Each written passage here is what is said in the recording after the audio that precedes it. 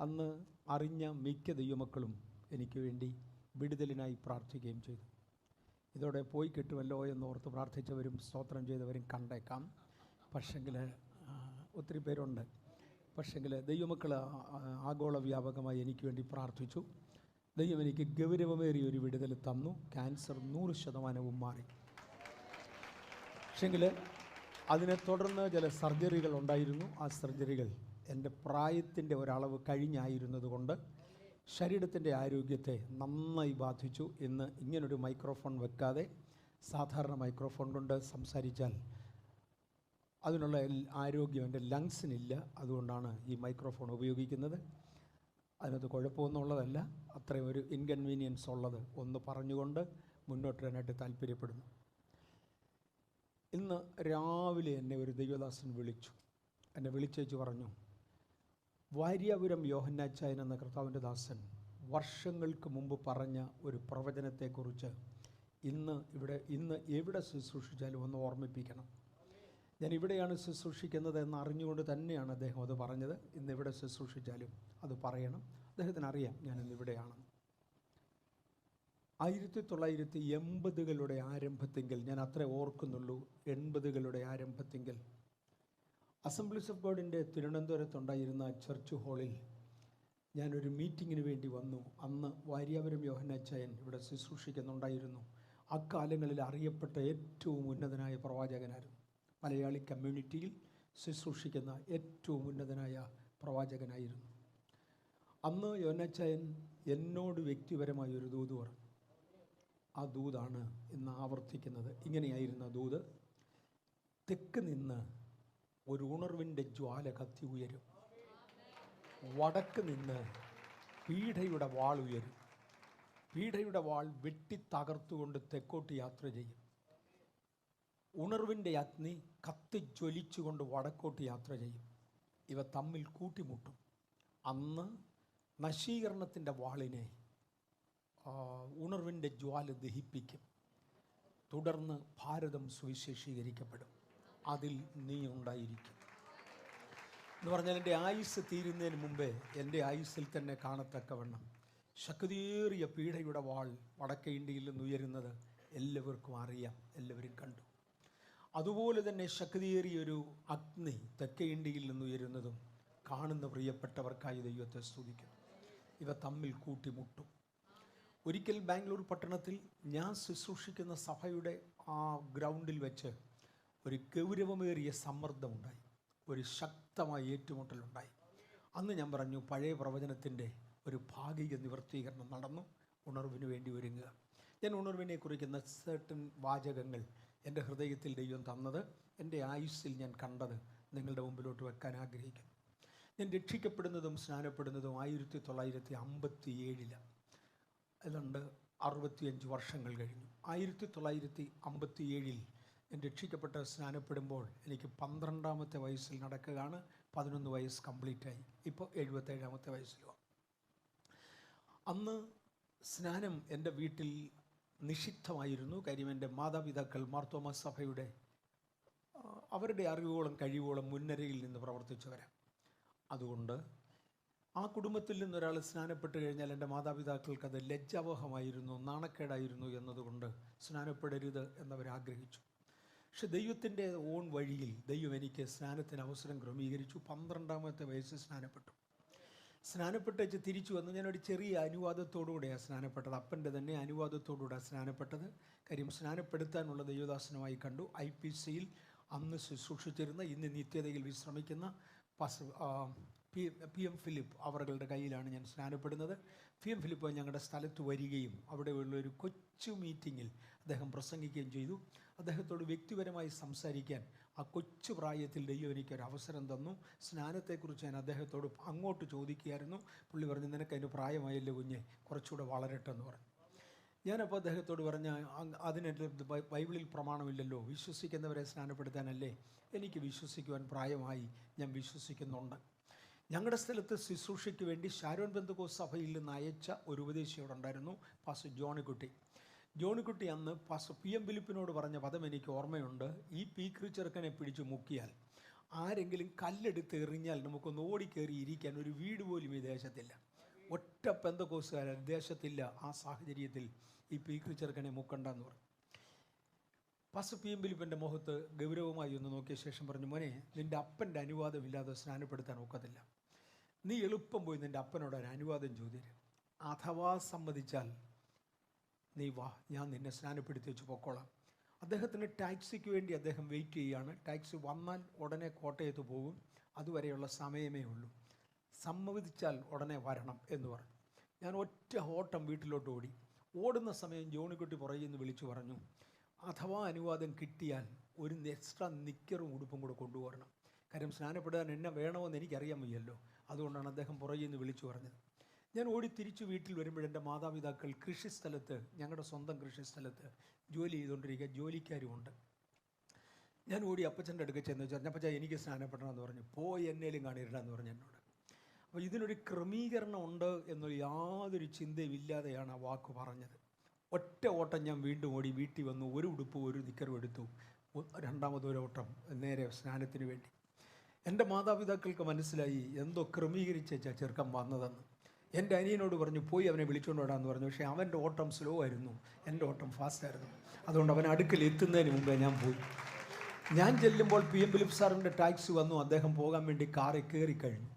എന്നോട് പറഞ്ഞു, ഇതേലോട്ട് കയറിക്കോളാം പറഞ്ഞു. ഞാനും കൂടെ കാറിൽ കയറി. അനിയൻ കാറിൻ്റെ പുക മാത്രം കണ്ടു.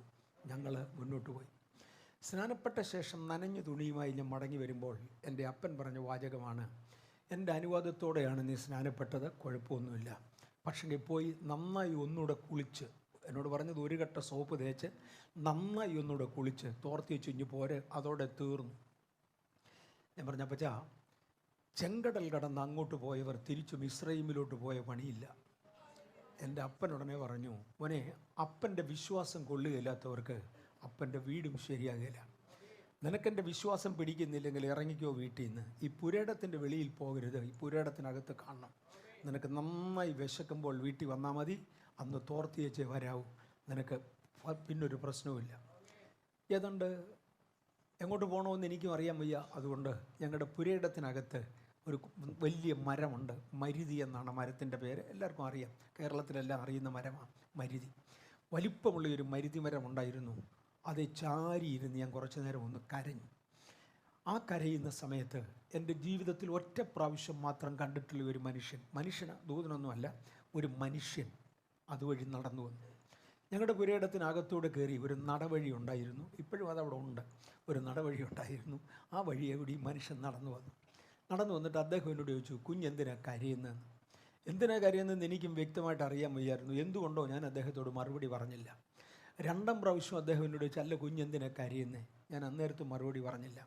അദ്ദേഹം അന്യഭാഷ സംസാരിച്ച് വ്യാഖ്യാനിച്ച് ഇങ്ങനെ പറഞ്ഞു, കുഞ്ഞിൻ്റെ ആയുസ്സിൽ ഒരു ഉണർവുണ്ടാകും.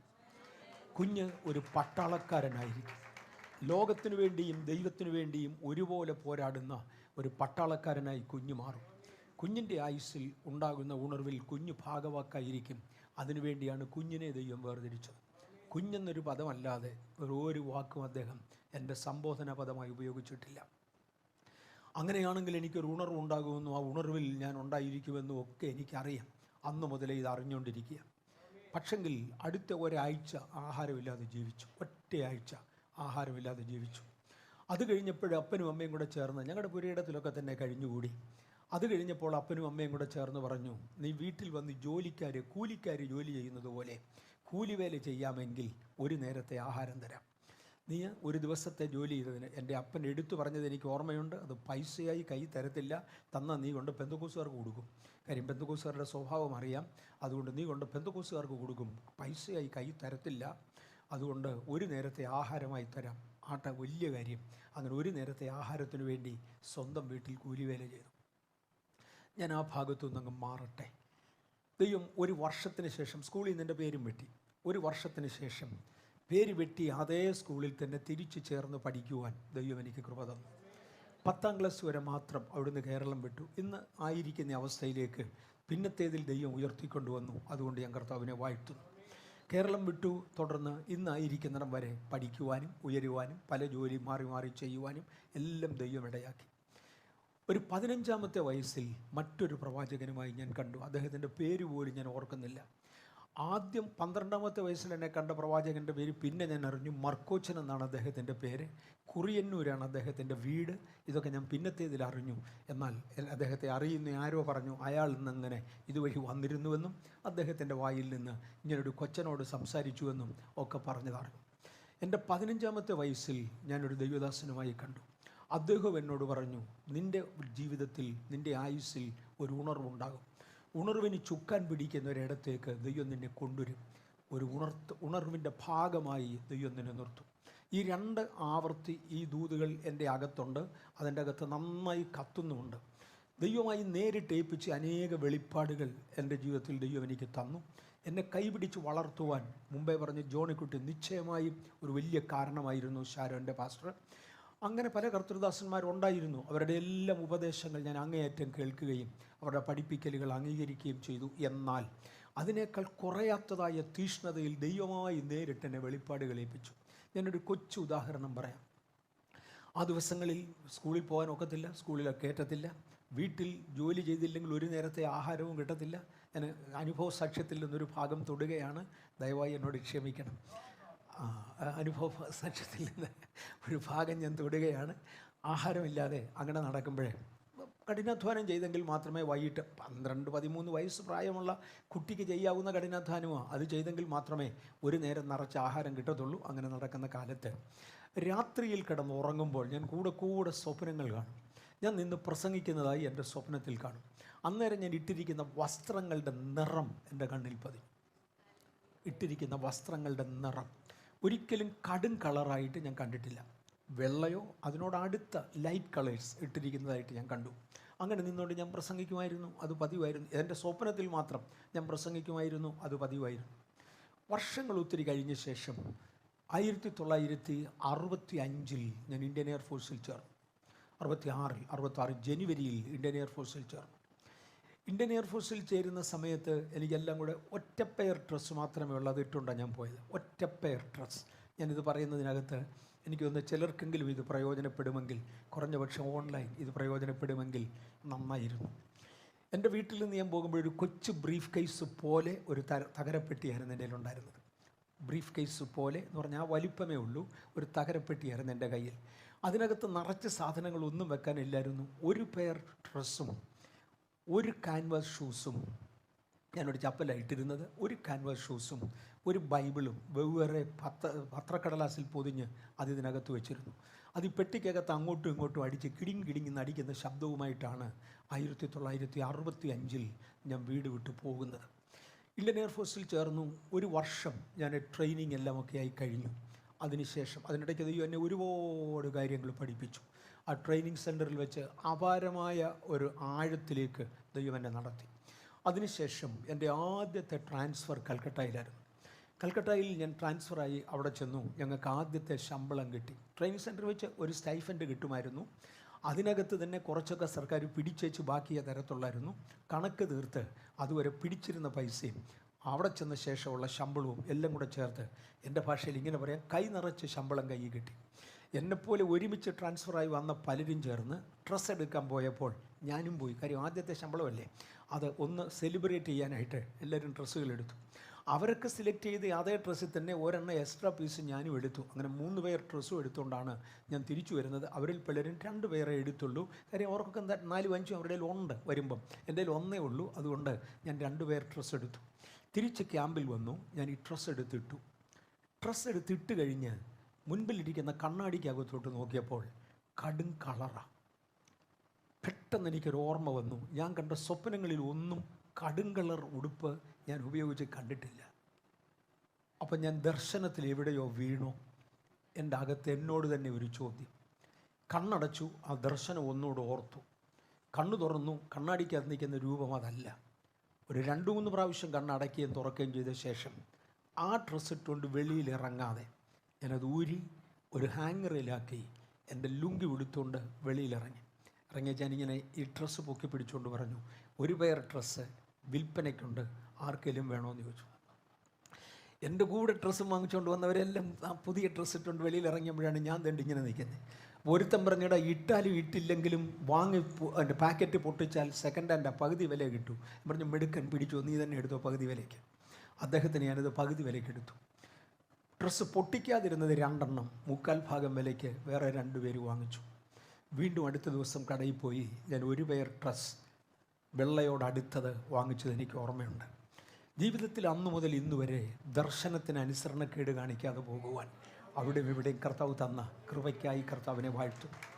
ഇങ്ങനെ പല ദർശനങ്ങൾ, പല വെളിപ്പാടുകൾ പലതും ഉണ്ടായ ശേഷമാണ് 1971 72 ആയിരിക്കാം, അല്ലെ 73, എനിക്ക് ഏത് വർഷമാണെന്ന് സൂക്ഷ്മം അറിഞ്ഞുകൂടാ, തിരുവനന്തപുരത്ത് ഞാൻ വരുന്നത്. അന്ന് ഞാൻ ഇവിടെ വരുന്നത് 80കളുടെ ആരംഭത്തെങ്കിലായിരിക്കണം. അന്നാണ് ആദ്യമായി ഞാൻ തിരുവനന്തപുരം പട്ടണം കാണുന്നത്. ഞാൻ മുമ്പേ കണ്ടിട്ടില്ല. എൻ്റെ വീട് തിരുവല്ലയിലാണ്. അവിടെ മുതൽ വടക്ക് ഭാഗത്തോട്ടുള്ള എനിക്കറിയാമെങ്കിലും തെക്കോട്ട് യാത്ര ചെയ്തിട്ടേ ഇല്ല.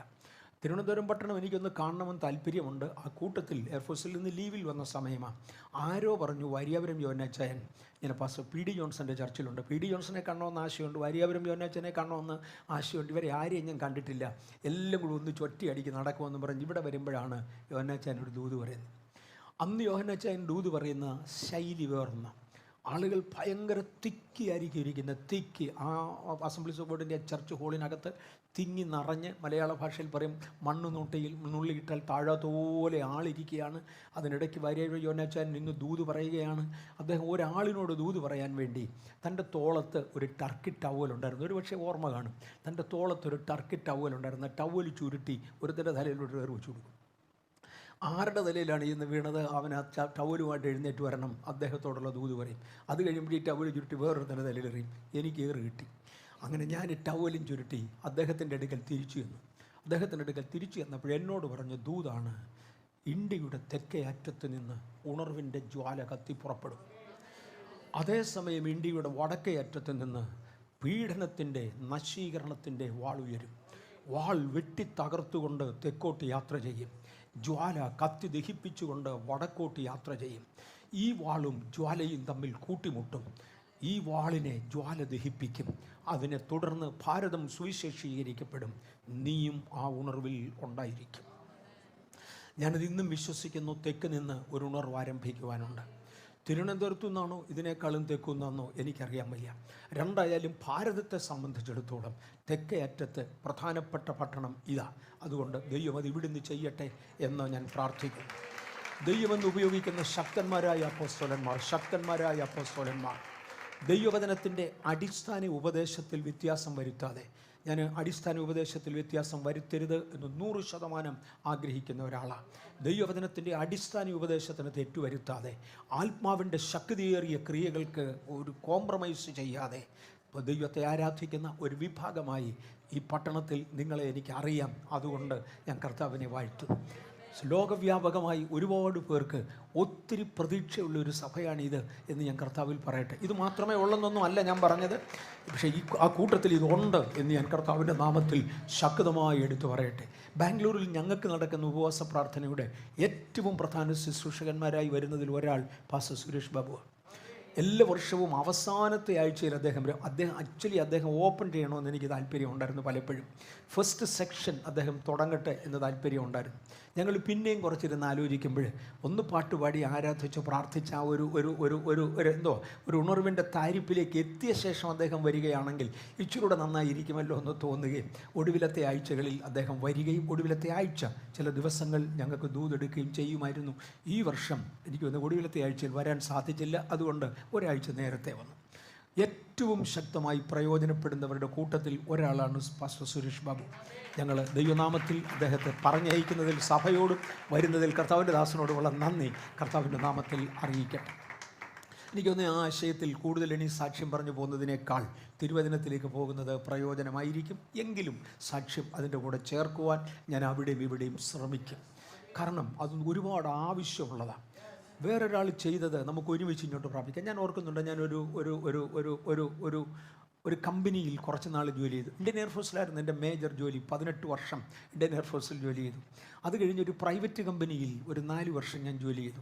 പിന്നെ ഞാൻ ഡിഫൻസിൻ്റെ തന്നെ ഒരു റിസർച്ച് ഓർഗനൈസേഷനിൽ ഒരു 4 വർഷം ജോലി ചെയ്തു. അതൊരു ശാസ്ത്രജ്ഞൻ്റെ ലെവലിലായിരുന്നത് കൊണ്ട് എനിക്ക് ഏറ്റവും ഇഷ്ടപ്പെട്ട ജോലി അതാ. ഒരു പക്ഷേ ഇഷ്ടപ്പെട്ട ജോലി പ്രൈവറ്റ് കമ്പനിയുടെ ജോലി ആയിരുന്നിരിക്കാം, എന്നാൽ പേരുണ്ടാക്കിയ ജോലി എനിക്ക് ഒടുവിലത്തെ ജോലിയാണ്. എല്ലാത്തിനായി ഞാൻ ദൈവത്തെ സ്തുതിക്കുന്നു. പ്രൈവറ്റ് കമ്പനിയിൽ ജോലി ചെയ്യുന്ന സമയത്ത് ഞാൻ ഏറ്റവും മിടുക്കനായി കിളർന്നു. അങ്ങനെ കിളരാൻ കാര്യം, എൻ്റെ കൂടെ ജോലി ചെയ്യുന്ന ഒരാൾ ഒരു PhD കാരനാണ്, ഡോക്ടർ MK ഗുണശേഖരൻ. സ്വന്തമായി കണ്ടുപിടുത്തങ്ങളുള്ള ഒരു മനുഷ്യനാണ്. സ്വന്തമായ കണ്ടുപിടുത്തങ്ങൾക്ക് വേണ്ടി ഇന്ത്യൻ പ്രസിഡൻറ്റിൻ്റെ കയ്യിൽ നിന്ന് അവാർഡ് വാങ്ങിയ ഒരു മനുഷ്യനാണ് MK ഗുണശേഖരൻ. അദ്ദേഹത്തിൻ്റെ കണ്ടുപിടുത്തം പ്രൊഡ്യൂസ് ചെയ്യുവാൻ ഞാൻ പ്രൊഡക്ഷൻ മാനേജറായിരുന്നു അതേ കമ്പനിയുടെ. ഞാനാണ് മാനുഫാക്ചർ ചെയ്തത്. അത് ഇവിടുത്തെ കേരള യൂണിവേഴ്സിറ്റി കൊണ്ട് ഇൻസ്റ്റാൾ ചെയ്തത് ഞാൻ തന്നെയാണ്. അങ്ങനെ ഞങ്ങൾക്കൊരു ബന്ധമുണ്ടായിരുന്നു. ഒരളവിൽ ഉയരുവാനായി സാധിച്ചു. അന്നൊരിക്കൽ ഡോക്ടർ ഗുണശേഖരനോട് ഞാൻ ഇങ്ങനെ പറഞ്ഞു, ഗുണശേഖര, എനിക്കൊരു സ്പെസിഫിക് എക്യുപ്മെൻറ്റ് വേണം, ഇന്ന രീതിയിൽ പ്രവർത്തിക്കുന്ന ഒരു ടെസ്റ്റ് എക്യുപ്മെൻറ്റ്. നല്ലൊരു ആശയമാണ്. ആ ടെസ്റ്റ് എക്യുപ്മെൻറ്റ് വേണമെന്ന് പറഞ്ഞിട്ടുണ്ടെങ്കിൽ ഗുണശേഖരൻ പറഞ്ഞു, അതിന് ടാറ്റ കമ്പനി ഉണ്ടാക്കിയ ഇന്ന ഒരു ഉപകരണമുണ്ട്, ഒരു 1.5 ലക്ഷം രൂപ വില വരും, കുഴപ്പമില്ല, നീ അതിഞ്ഞ് വാങ്ങിച്ചുകൊണ്ട് പോവാ, നമുക്കത് അഴിച്ചു നോക്കിയിട്ട് അതിനകത്ത് എങ്ങനെയാണെന്ന്. ഞാൻ പറഞ്ഞു, നാണമില്ലേ തനിക്ക്? ടാറ്റ കമ്പനി ഉണ്ടാക്കിയ ഒരു സാധനം അഴിച്ചു നോക്കി വെച്ച് കണ്ടുപിടിക്കണോ? ഇയാളുടെ സ്വന്തം കണ്ടുപിടുത്തങ്ങളുള്ള മനുഷ്യനല്ലേ. അങ്ങേര് എന്നോട് പറഞ്ഞൊരു വാചകമുണ്ട്, എടാ, ആൽബർട്ട് ഐൻസ്റ്റൈൻ കണ്ടുപിടിച്ചതൊക്കെ നീ ഇനിയും പോയി റീഇൻവെൻറ്റ് ചെയ്യാൻ പോവാണോ? ആൽബർട്ട് ഐൻസ്റ്റൈൻ കണ്ടുപിടിച്ചതിൻ്റെ പുറത്ത് വല്ലതും പണി ചെയ്യടാ പോയി, അതിന് നീ റീഇൻവെൻറ്റ് ചെയ്യണ്ട. ടാറ്റ കമ്പനി ഉണ്ടാക്കിയതിൻ്റെ പുറത്ത് വല്ലതും മോഡിഫൈ ചെയ്യും, അതിനാണ് നിന്നെ വേണ്ടത്, അല്ലാതെ ഒറിജിനലി ഇന്ന് തുടങ്ങാനല്ല. ഒരാളുടെ സാക്ഷ്യം അതിൻ്റെ മേളിൽ പണിയാൻ വേറൊരാളുടെ കൃപ കൊടുക്കും.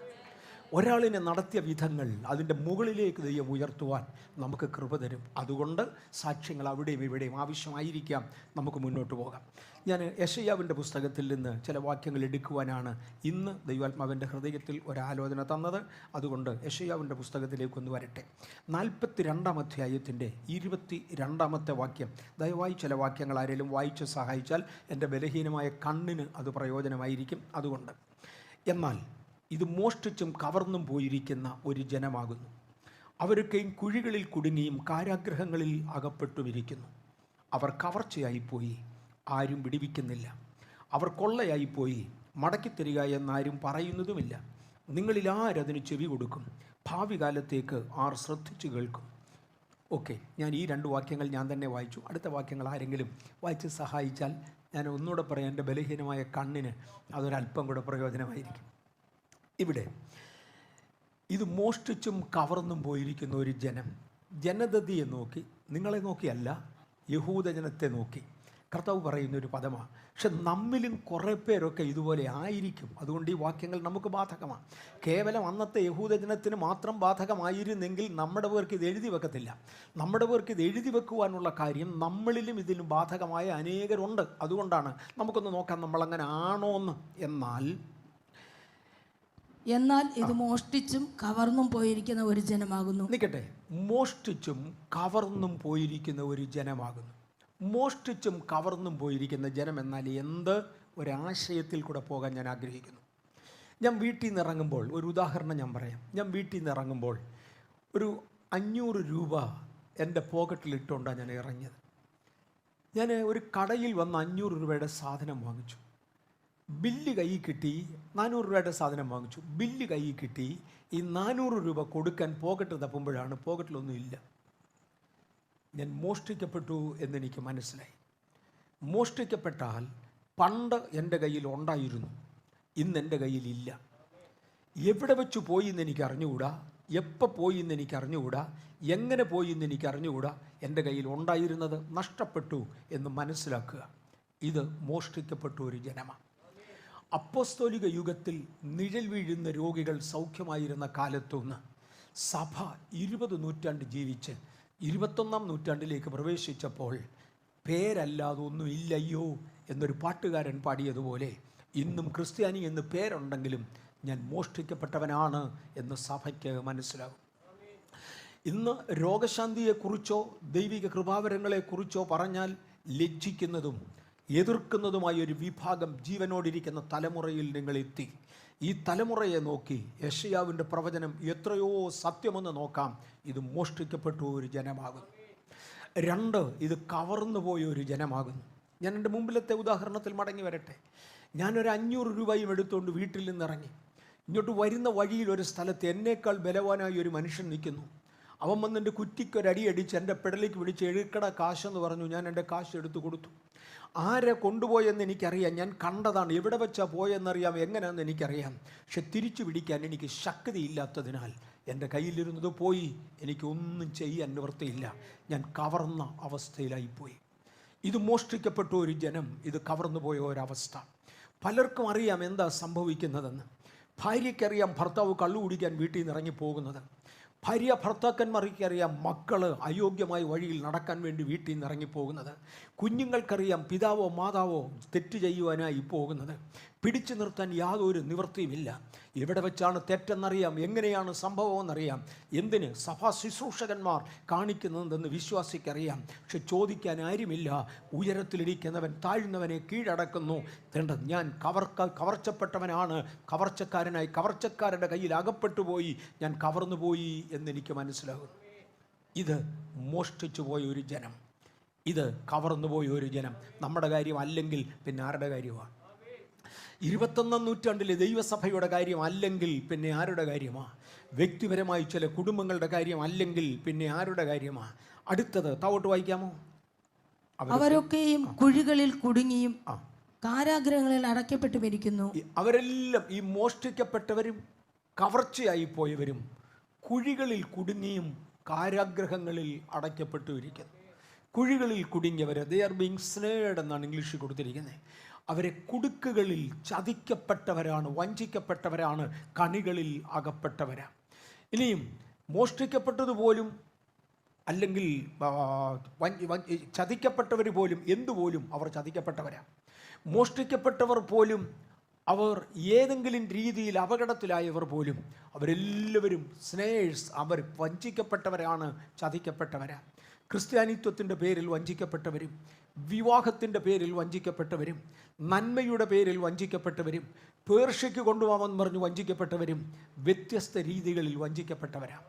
അഡ്വാൻസ് വാങ്ങിച്ചേച്ച് ഒന്നും തിരിച്ചു കൊടുക്കാത്ത ആളുകൾ, വഞ്ചിക്കപ്പെട്ട ഒരു ജനസമൂഹം. They are all been snared. ഇവർ വഞ്ചിക്കപ്പെട്ടവരാ.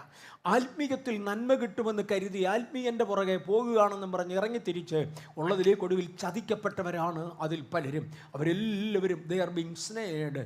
അവസാനമായി they are been locked in prison. ഇത്രയും പേരെ കാരാഗ്രഹത്തിലിട്ട് പിശാചു പൂട്ടി. ഇവർ കാരാഗ്രഹത്തിൽ പൂട്ടപ്പെട്ടവരാ. ജനത്തിൻ്റെ ഒരു അന്തരീക്ഷ ദോഷത്തിലേക്കാണ് ഞാൻ ഇറങ്ങിപ്പോകുന്നത്. ഞാൻ ഇവിടെ കൊണ്ട് നിർത്തത്തില്ല, അല്പം കൂടെ താവോട്ട് പോകും. ഇവരൊക്കെയും മോഷ്ടിക്കപ്പെട്ടവരാണ്, ഇവരൊക്കെയും ബലാത്കാരത്തിൽ അകപ്പെട്ടവരാണ്, ഇവരൊക്കെയും സ്നേഹമാണ്, വഞ്ചിക്കപ്പെട്ടവരാണ്. ഇവരെല്ലാവരും കാരാഗ്രഹത്തിൻ്റെ ഉള്ളിൽ പൂട്ടപ്പെട്ടവരാണ്. ആ ഒരു സാഹചര്യത്തിൽ ഭാരത ക്രൈസ്തവ സഭ ഇന്ന് ആയിപ്പോയി. ഇന്നത്തെ അവസ്ഥ എനിക്ക് നിങ്ങൾക്ക് നന്നായി അറിയാം. ഇനിയും താഴോട്ട് അടുത്ത പദത്തിലേക്ക്. അവർ കവർച്ചയായി പോയി, ആരും വിടുവിക്കുന്നില്ല.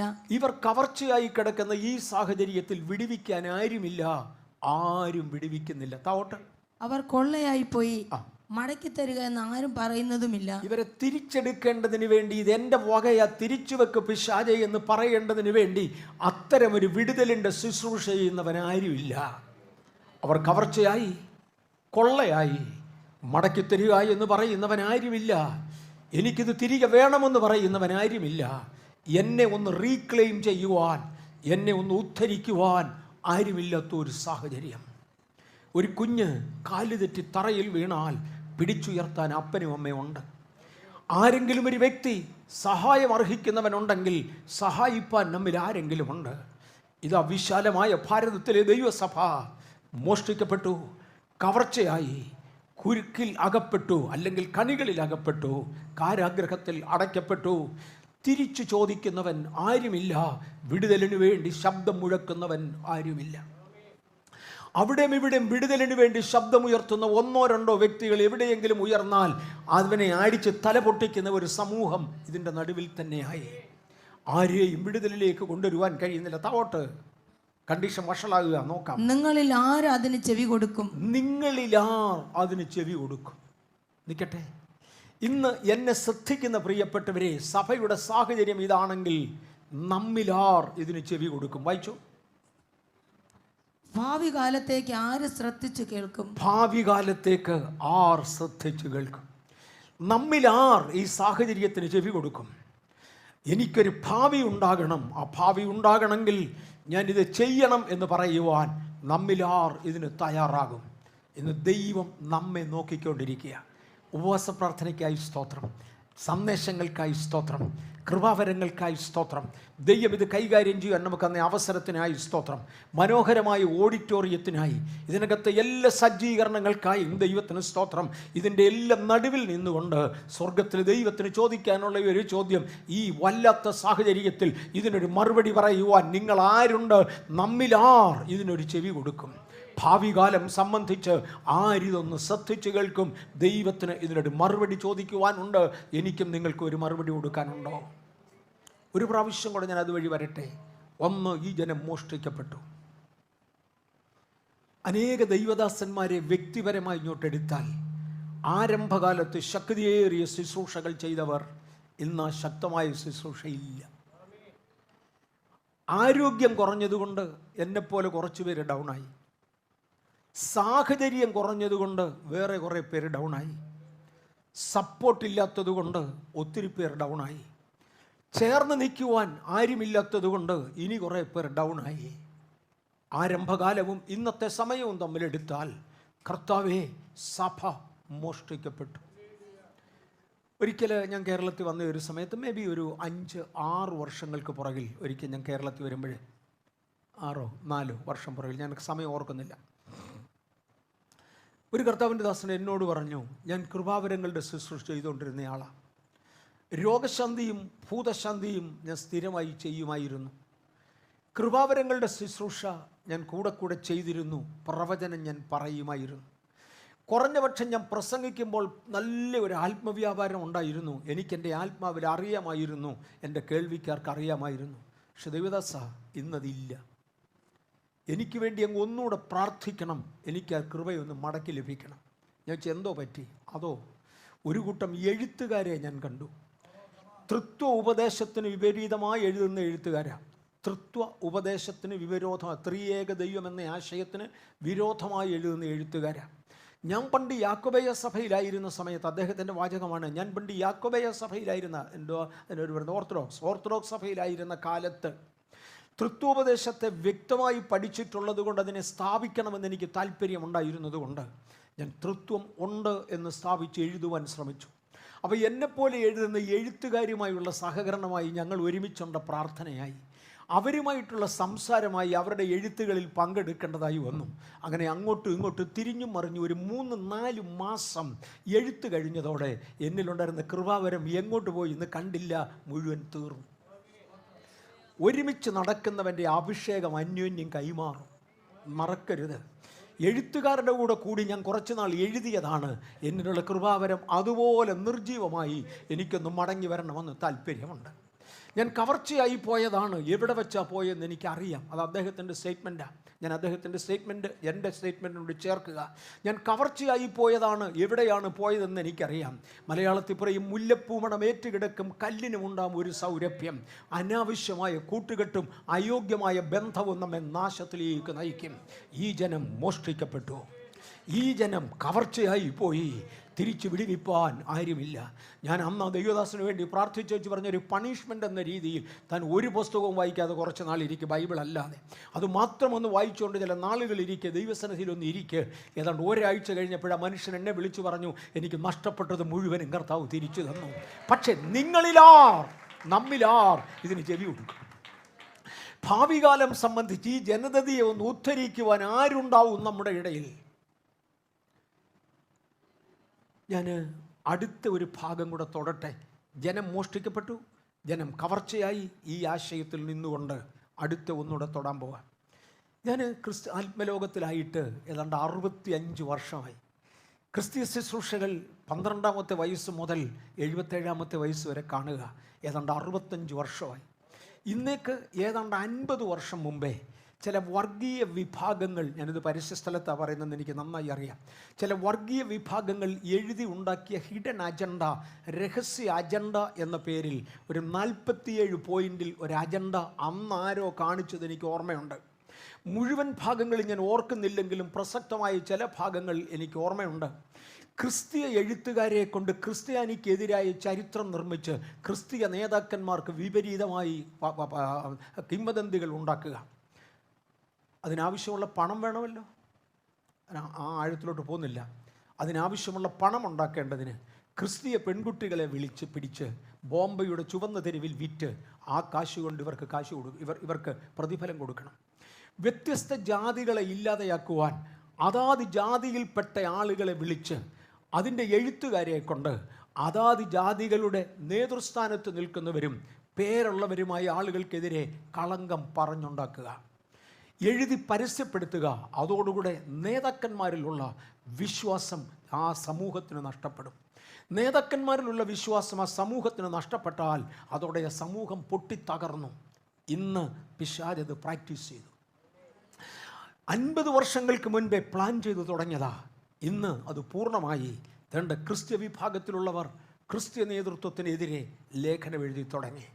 തകർന്നുവെന്ന് നമുക്കറിയാം.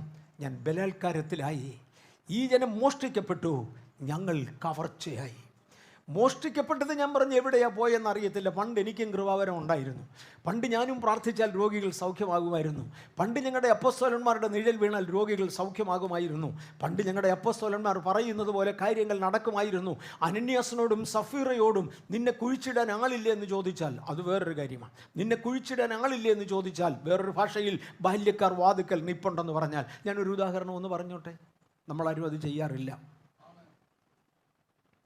കുറേ വർഷങ്ങൾക്ക് പുറകിൽ തൃശ്ശൂരിനടുത്ത് ഒരു സ്ഥലത്ത്, ഞാൻ അത്രേ പറയുന്നുള്ളൂ, തൃശ്ശൂരിനടുത്ത് ഒരു സ്ഥലത്ത് ഒരു കൺവെൻഷന് ഞാൻ പോയി. ആ കറക്റ്റ് സ്ഥലവും ചർച്ചയും ഞാൻ പറയുന്നില്ല. ഒരു കൺവെൻഷന് പോയി. ആ കൺവെൻഷന് ശുശ്രൂഷിച്ച ദൈവദാസന്മാരിൽ ഒരാൾ, കൺവെൻഷൻ പ്രസംഗിച്ചത് ഞാനാണ്. അത് കഴിഞ്ഞ ഉടനെ ഒരു ദൈവദാസൻ എൻ്റെ കൂടെ ഉണ്ടായിരുന്ന ആൾ പറഞ്ഞു, നിങ്ങളുടെ ചർച്ച് ഹോളിൻ്റെ അകത്തോട്ട് കയറി അതിനകത്ത് കുറച്ചു നേരം ഒരു ഉപവാസ പ്രാർത്ഥനയ്ക്ക് ഇരിക്കണം. ഇന്ന് രാത്രിയിൽ ഭക്ഷണം കഴിച്ചേച്ച് വന്നവർക്ക് കുഴപ്പമില്ല, നിങ്ങൾക്ക് ഇരിക്കാം. ഭക്ഷണം കഴിക്കാതെ വന്നവർ ഇന്ന് രാത്രിയിൽ കഴിക്കരുത്, നമുക്ക് ഹോളിൻ്റെ വാതിക്കൽ അകത്തിരിക്കാം. ഇതാണ് ഹോളെങ്കിൽ തൊട്ട് മുറ്റത്താണ് കൺവെൻഷൻ നടക്കുന്നത്. അവരുടെ ചർച്ചിൻ്റെ കോമ്പൗണ്ടിൽ തന്നെയാണ്.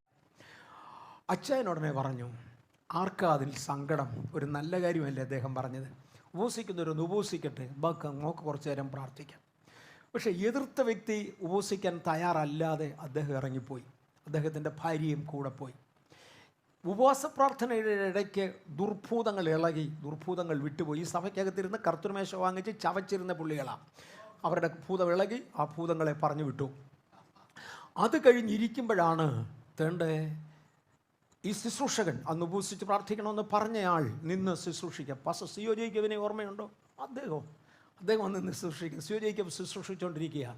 ആ സമയത്താണ് തേണ്ട സഭയുടെ സെക്രട്ടറിയും ഭാര്യയും കൂടി ഇങ്ങോട്ട് കയറി വരുന്നത്. ഇങ്ങോട്ട് വന്ന ഉടനെ ആ സ്ത്രീയെ ഒരു പാ വലിച്ച് ഒരു മൂലയ്ക്കോട്ടിട്ട് ഭിത്തിയിലോട്ട് ചാരി കാലും നീട്ടി അവിടെ ഇരുന്നു. സിയോ ജേക്കബാണെങ്കിൽ ക്രമത്തിൽ കൂടുതൽ ചൂടന. തൻ്റെ ഭർത്താവ് മറുവശത്ത് മാറി ഒരു കസേരയിലിരുന്നു.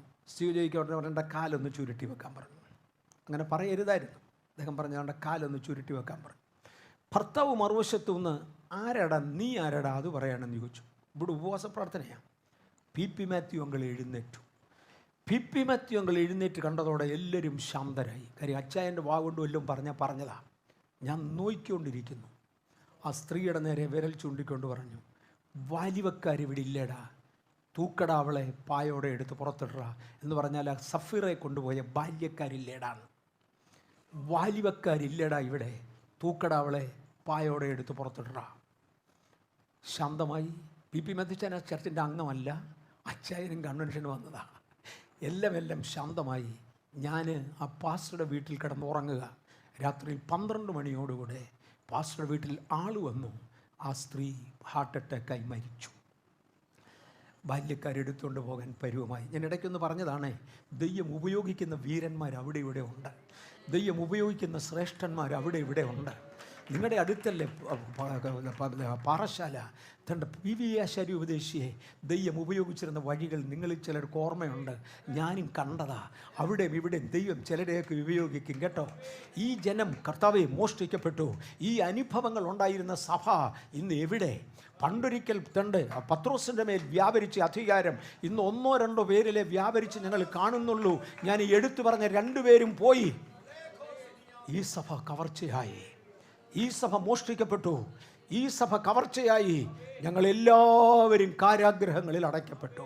കളഞ്ഞെവിടെയും പോകാനില്ല, ഇതിനേക്കാൾ ഉന്നതമായ മറ്റൊന്നിലേക്ക് നോക്കാനില്ല. ഇതിനകം കൊണ്ട് ഒതുങ്ങിപ്പോയ സാഹചര്യത്തിൽ മുന്നോട്ട് പോകാനില്ലാതെ എല്ലാവരും കുടുക്കിലായി. എല്ലാവരും ബന്ധിക്കപ്പെട്ടു, എല്ലാവരും കാരാഗ്രഹത്തിൻ്റെ ഉള്ളിലാണ്. ഈ സമയം ദൈവത്തിനൊരു ചോദ്യം, ഇത് തിരിച്ചറിയുന്നവനില്ലേ? നാളെ സംബന്ധിച്ച് നിങ്ങളിൽ ആർ ഇതിന് ചെവി കൊടുക്കും? ഇന്ന് പകൽ ദൈവമക്കളെ, ഇതിന് ചെവി കൊടുക്കാൻ നമ്മളിൽ ചിലരുണ്ടോ? ദൈവത്തിന് ഈ തലമുറയിൽ നിന്ന് ഇനിയും ജനത്തെ എഴുന്നേൽപ്പിക്കുവാൻ കഴിയും. ദൈവത്തിന് ഈ തലമുറയിൽ നിന്ന് ഇനിയും ചിലതിനെ എഴുന്നേൽപ്പിക്കുവാൻ കഴിയും. ഞാൻ അതിൽ കൂടുതൽ അവിടെ നിന്ന് വിശദീകരിക്കാൻ ആഗ്രഹിക്കുന്നില്ല. ഈ ആശയം നിങ്ങൾക്ക് മനസ്സിലായി. ഈ ജനം മോഷ്ടിക്കപ്പെട്ടു. എവിടെ വെച്ച് നഷ്ടപ്പെട്ടു എന്ന് അറിഞ്ഞുകൂടാ, എങ്ങനെ നഷ്ടപ്പെട്ടു എന്ന് അറിഞ്ഞുകൂടാ. ഒരു കാര്യം വ്യക്തമാണ്, ആരംഭത്തിങ്കൽ എൻ്റെ കയ്യിൽ ഉണ്ടായിരുന്നു, അല്ലെങ്കിൽ ആരംഭത്തിങ്കൽ സഭയുടെ കയ്യിൽ ഉണ്ടായിരുന്നു. ഇന്ന് സഭയുടെ കയ്യിൽ ഇല്ല. പലതും നമുക്ക് നഷ്ടമായി. അന്നത്തെ ആത്മാവ് എവിടെ? അന്നത്തെ ചിന്താഗതികൾ എവിടെ? അന്നത്തെ പ്രവചനത്തിൻ്റെ ആഴം എവിടെ? അന്നത്തെ ശുശ്രൂഷകളുടെ ആഴം എവിടെ? 2, ഇവർ ബലാത്കാരേണ പിടിക്കപ്പെട്ടു. ചിലതിനെ എവിടെ വെച്ച് പോയി എന്നറിയാം. ഇവരെല്ലാവരും എവിടെയോ തോറ്റു. എവിടെയാ തോറ്റതെന്നറിയാം, എവിടെയാണ് ഇവർ വീണതെന്നറിയാം. പക്ഷേ വിടുവിക്കുവാൻ ആരുമില്ലാത്തത് കൊണ്ട് ഞങ്ങളിങ്ങനെ ആയിപ്പോയി. എന്നെക്കാൾ ബലവാനാണ് എന്നെ പിടിച്ചു കെട്ടിയത്.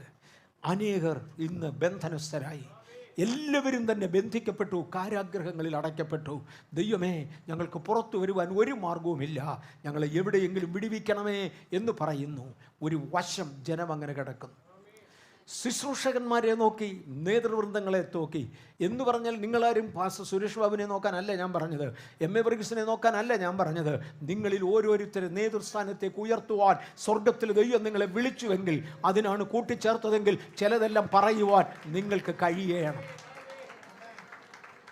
ഞാനൊരു രസം പിടിച്ച പ്രധാനപ്പെട്ട സംഭവം ഓർക്കുന്നുണ്ട്. ഒരിക്കൽ ബാംഗ്ലൂർ ചർച്ചിൽ അശുദ്ധാത്മാവ് ബാധിച്ച ഒരു സ്ത്രീയെ പ്രാർത്ഥനയ്ക്ക് വേണ്ടി കൊണ്ടുവന്നു. ആ സ്ത്രീക്ക് വേണ്ടി ഞങ്ങൾ പ്രാർത്ഥിച്ചുകൊണ്ടിരിക്കുക. സ്ത്രീയും പുരുഷനും 2 പേരും അശുദ്ധാത്മാവിൻ്റെ ഉപദ്രവം ഉള്ളവരായിരുന്നു. ഇത് ഞങ്ങൾക്ക് അറിഞ്ഞുകൂടായിരുന്നു. സ്ത്രീ വല്ലപ്പോഴുമൊക്കെ ഒരു അശുദ്ധാത്മ പ്രേരണയാൽ അനാവശ്യമൊക്കെ വിളിച്ചു പറയുകയും മറ്റുമൊക്കെ ചെയ്യും, അബോധാവസ്ഥയിലാകും. അവരുടെ ഭർത്താവ് ഒരു ആസ്മ രോഗിയാണെന്ന് മാത്രമേ അറിയത്തുള്ളൂ. അദ്ദേഹം 1 മാസം പോലും 30 ദിവസം കണ്ടിന്യൂസ്ലി ജോലിക്ക് പോയിട്ടില്ല. അതിനിടയ്ക്ക് ഒരു 2 ദിവസം എങ്കിലും ആശുപത്രിയിലാകും. സകല മാസവും ആസ്മ രോഗം ഇളകിയിട്ട് നീണ്ട നാളുകളായി ഒരേ സ്ഥാപനത്തിൽ ജോലി ചെയ്യുന്നത് കൊണ്ട് ആരും അദ്ദേഹത്തെ ഉപദ്രവിച്ചില്ല. അതിന് അവധി കൊടുത്തും ഉള്ള അവധിയൊക്കെ ഇതിൻ്റെ പേരിൽ എഴുതിയും ഒക്കെ അവർ രക്ഷിച്ചു വന്നു. ഒരു ദിവസം ഈ സ്ത്രീ ആകപ്പാടെ ദുരാത്മാവിലായി. അന്ന് ആദ്യമായിട്ട് അവരെ ചർച്ച് ഹാളിൽ കൊണ്ടുവന്ന് ഒരു ദുരാത്മാവ് ഇളകി ഞങ്ങൾ പാസ്റ്റേഴ്സ് അവിടെ ചെന്നു. സിയോജയ്ക്ക് കൊണ്ട് ഞാനും ഉണ്ട്. ഞങ്ങളടുത്ത് ചെന്ന് ഈ സ്ത്രീക്ക് വേണ്ടി പ്രാർത്ഥിച്ചു. കൃപയാൽ ആ ദുരാത്മാവ് വിട്ടുപോയി. ആ ദുരാത്മാവ് വിട്ടുപോവുകയും അവരുടെ ഭർത്താവ് ദണ്ഡ മറിഞ്ഞിടിച്ചു താഴെ. ഞങ്ങൾ 2 പേരും കൂടെ ആ ഭർത്താവിന് വേണ്ടി പ്രാർത്ഥിക്കാൻ അടുത്ത് ചെന്നു. പ്രാർത്ഥന തുടങ്ങി. അദ്ദേഹം വളരെ വയലൻ്റായി. താൻ തറയിലോട്ട് വീണ് കിടന്ന് തൻ്റെ ഒരു കൈയെടുത്ത് തറയിൽ ഇടിക്കാൻ തുടങ്ങി. ഞങ്ങളുടെ അന്നത്തെ തറ സിമെൻറ്റ് തറയാണ്. ആ സിമെൻറ്റ് തറയിൽ ഈ വെറും കൈ കൊണ്ട് ഇടിച്ചാൽ കൈ ഒടിഞ്ഞു പോകാൻ സാധ്യതയുണ്ട്. ഈ മനുഷ്യനാണെങ്കിൽ നീണ്ട വർഷങ്ങളായി 1 മാസം പോലും കണ്ടിന്യൂസ് ജോലിക്ക് പോകാൻ ഒക്കാത്തതുപോലെ രോഗിയായി എല്ലും തോലുമായി ഒരു മനുഷ്യനാണ്. ഇവൻ്റെ കൈ ഒടിഞ്ഞു പോകുമോ എന്നുള്ള ചിന്ത കൊണ്ട്, ബിലീവ് മീ, എന്നെ വിശ്വസിക്കൂ, 2 പേർ ചേർന്ന് ആ വീണ് കിടക്കുന്ന മനുഷ്യൻ്റെ ഒരു കൈ തറയിലോട്ട് ചേർത്ത് ഞെക്കിപ്പിടിച്ചു. അപ്പോൾ 2 പേരെ ഒറ്റപ്പോക്ക് വെച്ചു കൊടുത്തു. എൻ്റെ ശക്തി കാണോടാന്ന് ചോദിച്ചു. ഞാനൊക്കെ ഭയന്നു പോയി. ശക്തി കാണണമെന്ന് ഞാൻ പറഞ്ഞില്ല, പക്ഷേ എന്നേക്കാൾ മിടുക്കന്മാരെ ഉണ്ടായിരുന്നു. അവർ പറഞ്ഞ് കാണട്ടാന്ന് പറഞ്ഞു. എക്സ് സർവീസ്മെൻ, സെക്യൂരിറ്റി ഗാർഡിൽ ജോലി ചെയ്യുന്നവരൊക്കെയായി സാക്ഷാൽ തടിയന്മാരായ 4-5 പേര് ഇങ്ങനെ കൊണ്ടായിരുന്നു. അവരെല്ലാം കൂടി ഇങ്ങോട്ട് അടുത്ത് വന്ന് ഈ കൈ താഴോട്ട് ഞെക്കി പിടിച്ചുകൊണ്ട് പറഞ്ഞു, നിൻ്റെ ശക്തി ഒന്ന് കാണിരിടാന്ന് പറഞ്ഞു. കണ്ടോളാൻ പറഞ്ഞു. ഒരു പോക്ക് വെച്ചു കൊടുത്തു. ഞങ്ങൾ കണ്ടതാണ്. ഒരു മനുഷ്യൻ്റെ കൈക്ക് അസ്ഥിക്ക് അത്രയും ബലമില്ല. 100% അസ്ഥി ഒടിയേണ്ടതാണ്. ഇത് കണ്ടു കഴിഞ്ഞപ്പോൾ തടിയന്മാരുടെയും ശക്തി വിട്ടു. ഈ സമയത്താണ് ഒരു 9 വയസ്സ് പ്രായമുള്ള ഒരു കുഞ്ഞിൻ്റെ മേൽ ദൈവാത്മാവ് വന്നു. ഒരു 9 വയസ്സ് പ്രായമുള്ള ഒരു കുഞ്ഞിൻ്റെ മേൽ ഇങ്ങോട്ട് അടുത്ത് വന്നേച്ച്, കെട്ടടാ കൈ എന്ന് പറഞ്ഞു. യേശുവിൻ്റെ നാമത്തിൽ കൈ കെട്ടടാ. പുള്ളി കൈ 2 കൂടെ കെട്ടിച്ച് പറഞ്ഞ ഒരു പ്രസ്താവന നിങ്ങൾ പറഞ്ഞാൽ കേൾക്കാതിരിക്കാൻ ഒക്കത്തില്ല. തുടർന്ന് ഞങ്ങൾക്ക് പാസ്റ്റേഴ്സിന് ചാൻസ് തന്നു. ഞങ്ങളുടെ ചർച്ചിലെ കുഞ്ഞായതുകൊണ്ട് ഞങ്ങൾക്ക് ചാൻസ് തന്നു. ഞങ്ങൾ യോഗ്യരല്ല, പക്ഷെ ഞങ്ങൾക്ക് ചാൻസ് കിട്ടി. ചോദിച്ചു നീ ആരാ ചോദിച്ചപ്പോൾ പറഞ്ഞു 5 തലമുറകൾക്ക് മുൻപേ, അവൻ്റെ വീടും നാടും ഒക്കെ എനിക്കറിയാം, ഞാനിപ്പോൾ പറയുന്നില്ല.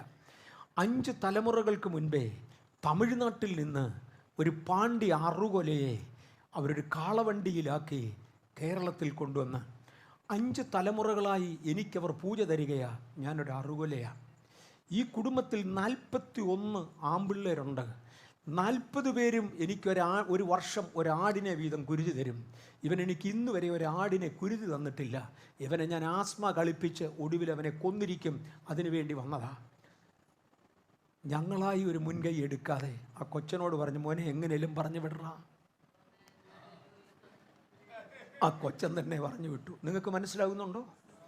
സൈന്യത്താലല്ല, ശക്തിയാലല്ല, ആളുകളുടെ ബലത്താലല്ല, ദൈവത്തിന് ചിലതിനെ ഉപയോഗിക്കാറുണ്ട്. ആർ ഈ കെട്ടപ്പെട്ട ജനത്തെ അഴിച്ചുവിടും? ആർ ഈ കെട്ടപ്പെട്ട ജനത്തെ നോക്കും? നിങ്ങളിൽ ആർ ഇതിന് ചെവി കൊടുക്കും?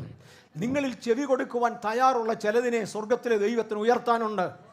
നിങ്ങളിൽ ചെവി കൊടുക്കുവാൻ തയ്യാറുള്ള ചിലതിനെ സ്വർഗത്തിലെ ദൈവത്തിന് മാനിക്കാനുണ്ട്. ഇന്ന് പകൽ പറയുമോ, കർത്താവേ അങ്ങയോട് എനിക്കുള്ള ബന്ധമൊന്ന് ഉറപ്പിക്കുവാൻ ഞാൻ തൃപ്പാദത്തിൽ അടുത്തു വരികയാണ്.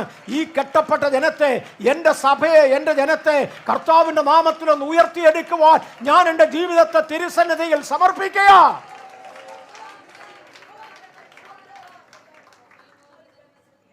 ആമേൻ. ഒരുപാട് ജീവിത അനുഭവങ്ങൾ എനിക്ക് തോന്നി അതായിരിക്കും കൂടുതൽ ഞാൻ പങ്കുവെക്കേണ്ടത്. എനിക്ക് 60 വയസ്സ് തികയുന്ന സമയത്ത് ഇന്നത്തേതിനേക്കാൾ എൻ്റെ ബുദ്ധി അന്ന് ഡൗണായി, പല കാരണങ്ങളാൽ. ഒരു ചർച്ചിൻ്റെ മുൻപന്തിയിൽ നിൽക്കുന്നതല്ലേ, ഒരു ഉണർവിൻ്റെ ചേർന്ന് പ്രവർത്തിക്കുന്നതല്ലേ, ആയിരക്കണക്കിന് എതിരാളികൾ ഉണ്ടാവും. ആയിരക്കണക്കിന് എതിരാളികൾ. എല്ലാത്തിനോടുമൊക്കെ പോരാടി വരാൻ ആവശ്യമുള്ള മനോക്കട്ടി എനിക്കില്ല. അതുകൊണ്ടായിരിക്കാം പാസ്റ്റർ സുരേഷ് ബാബുന് എന്നേക്കാൾ മനക്കെട്ടിയുണ്ട്.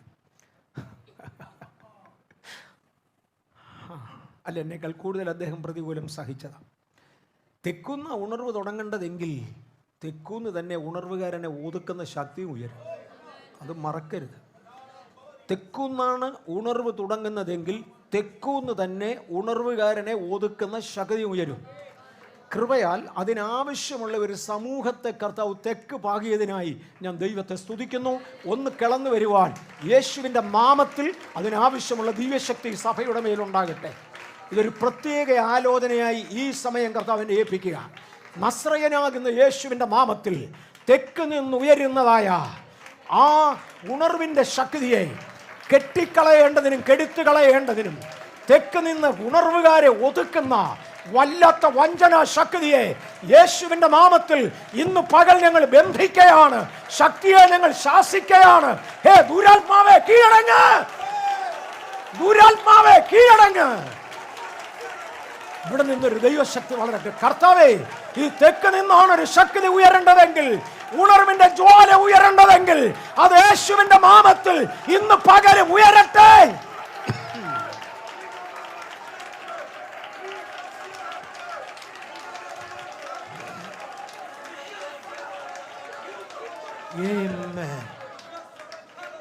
ഇന്ന് രാവിലെ ഞാൻ കൊട്ടാരക്കരയിൽ നിന്ന് ഇങ്ങോട്ട് വരുന്നത്. കൊട്ടാരക്കര ഞാൻ ഇരിക്കുന്ന സമയത്ത്, പാസ്റ്റർ ടിനി ജോർജിൻ്റെ ഭവനത്തിൽ ഇരിക്കുന്ന സമയത്താണ് ബാംഗ്ലൂരിൽ നിന്നൊരു പ്രവാചകൻ എന്നെ വിളിക്കുന്നത്.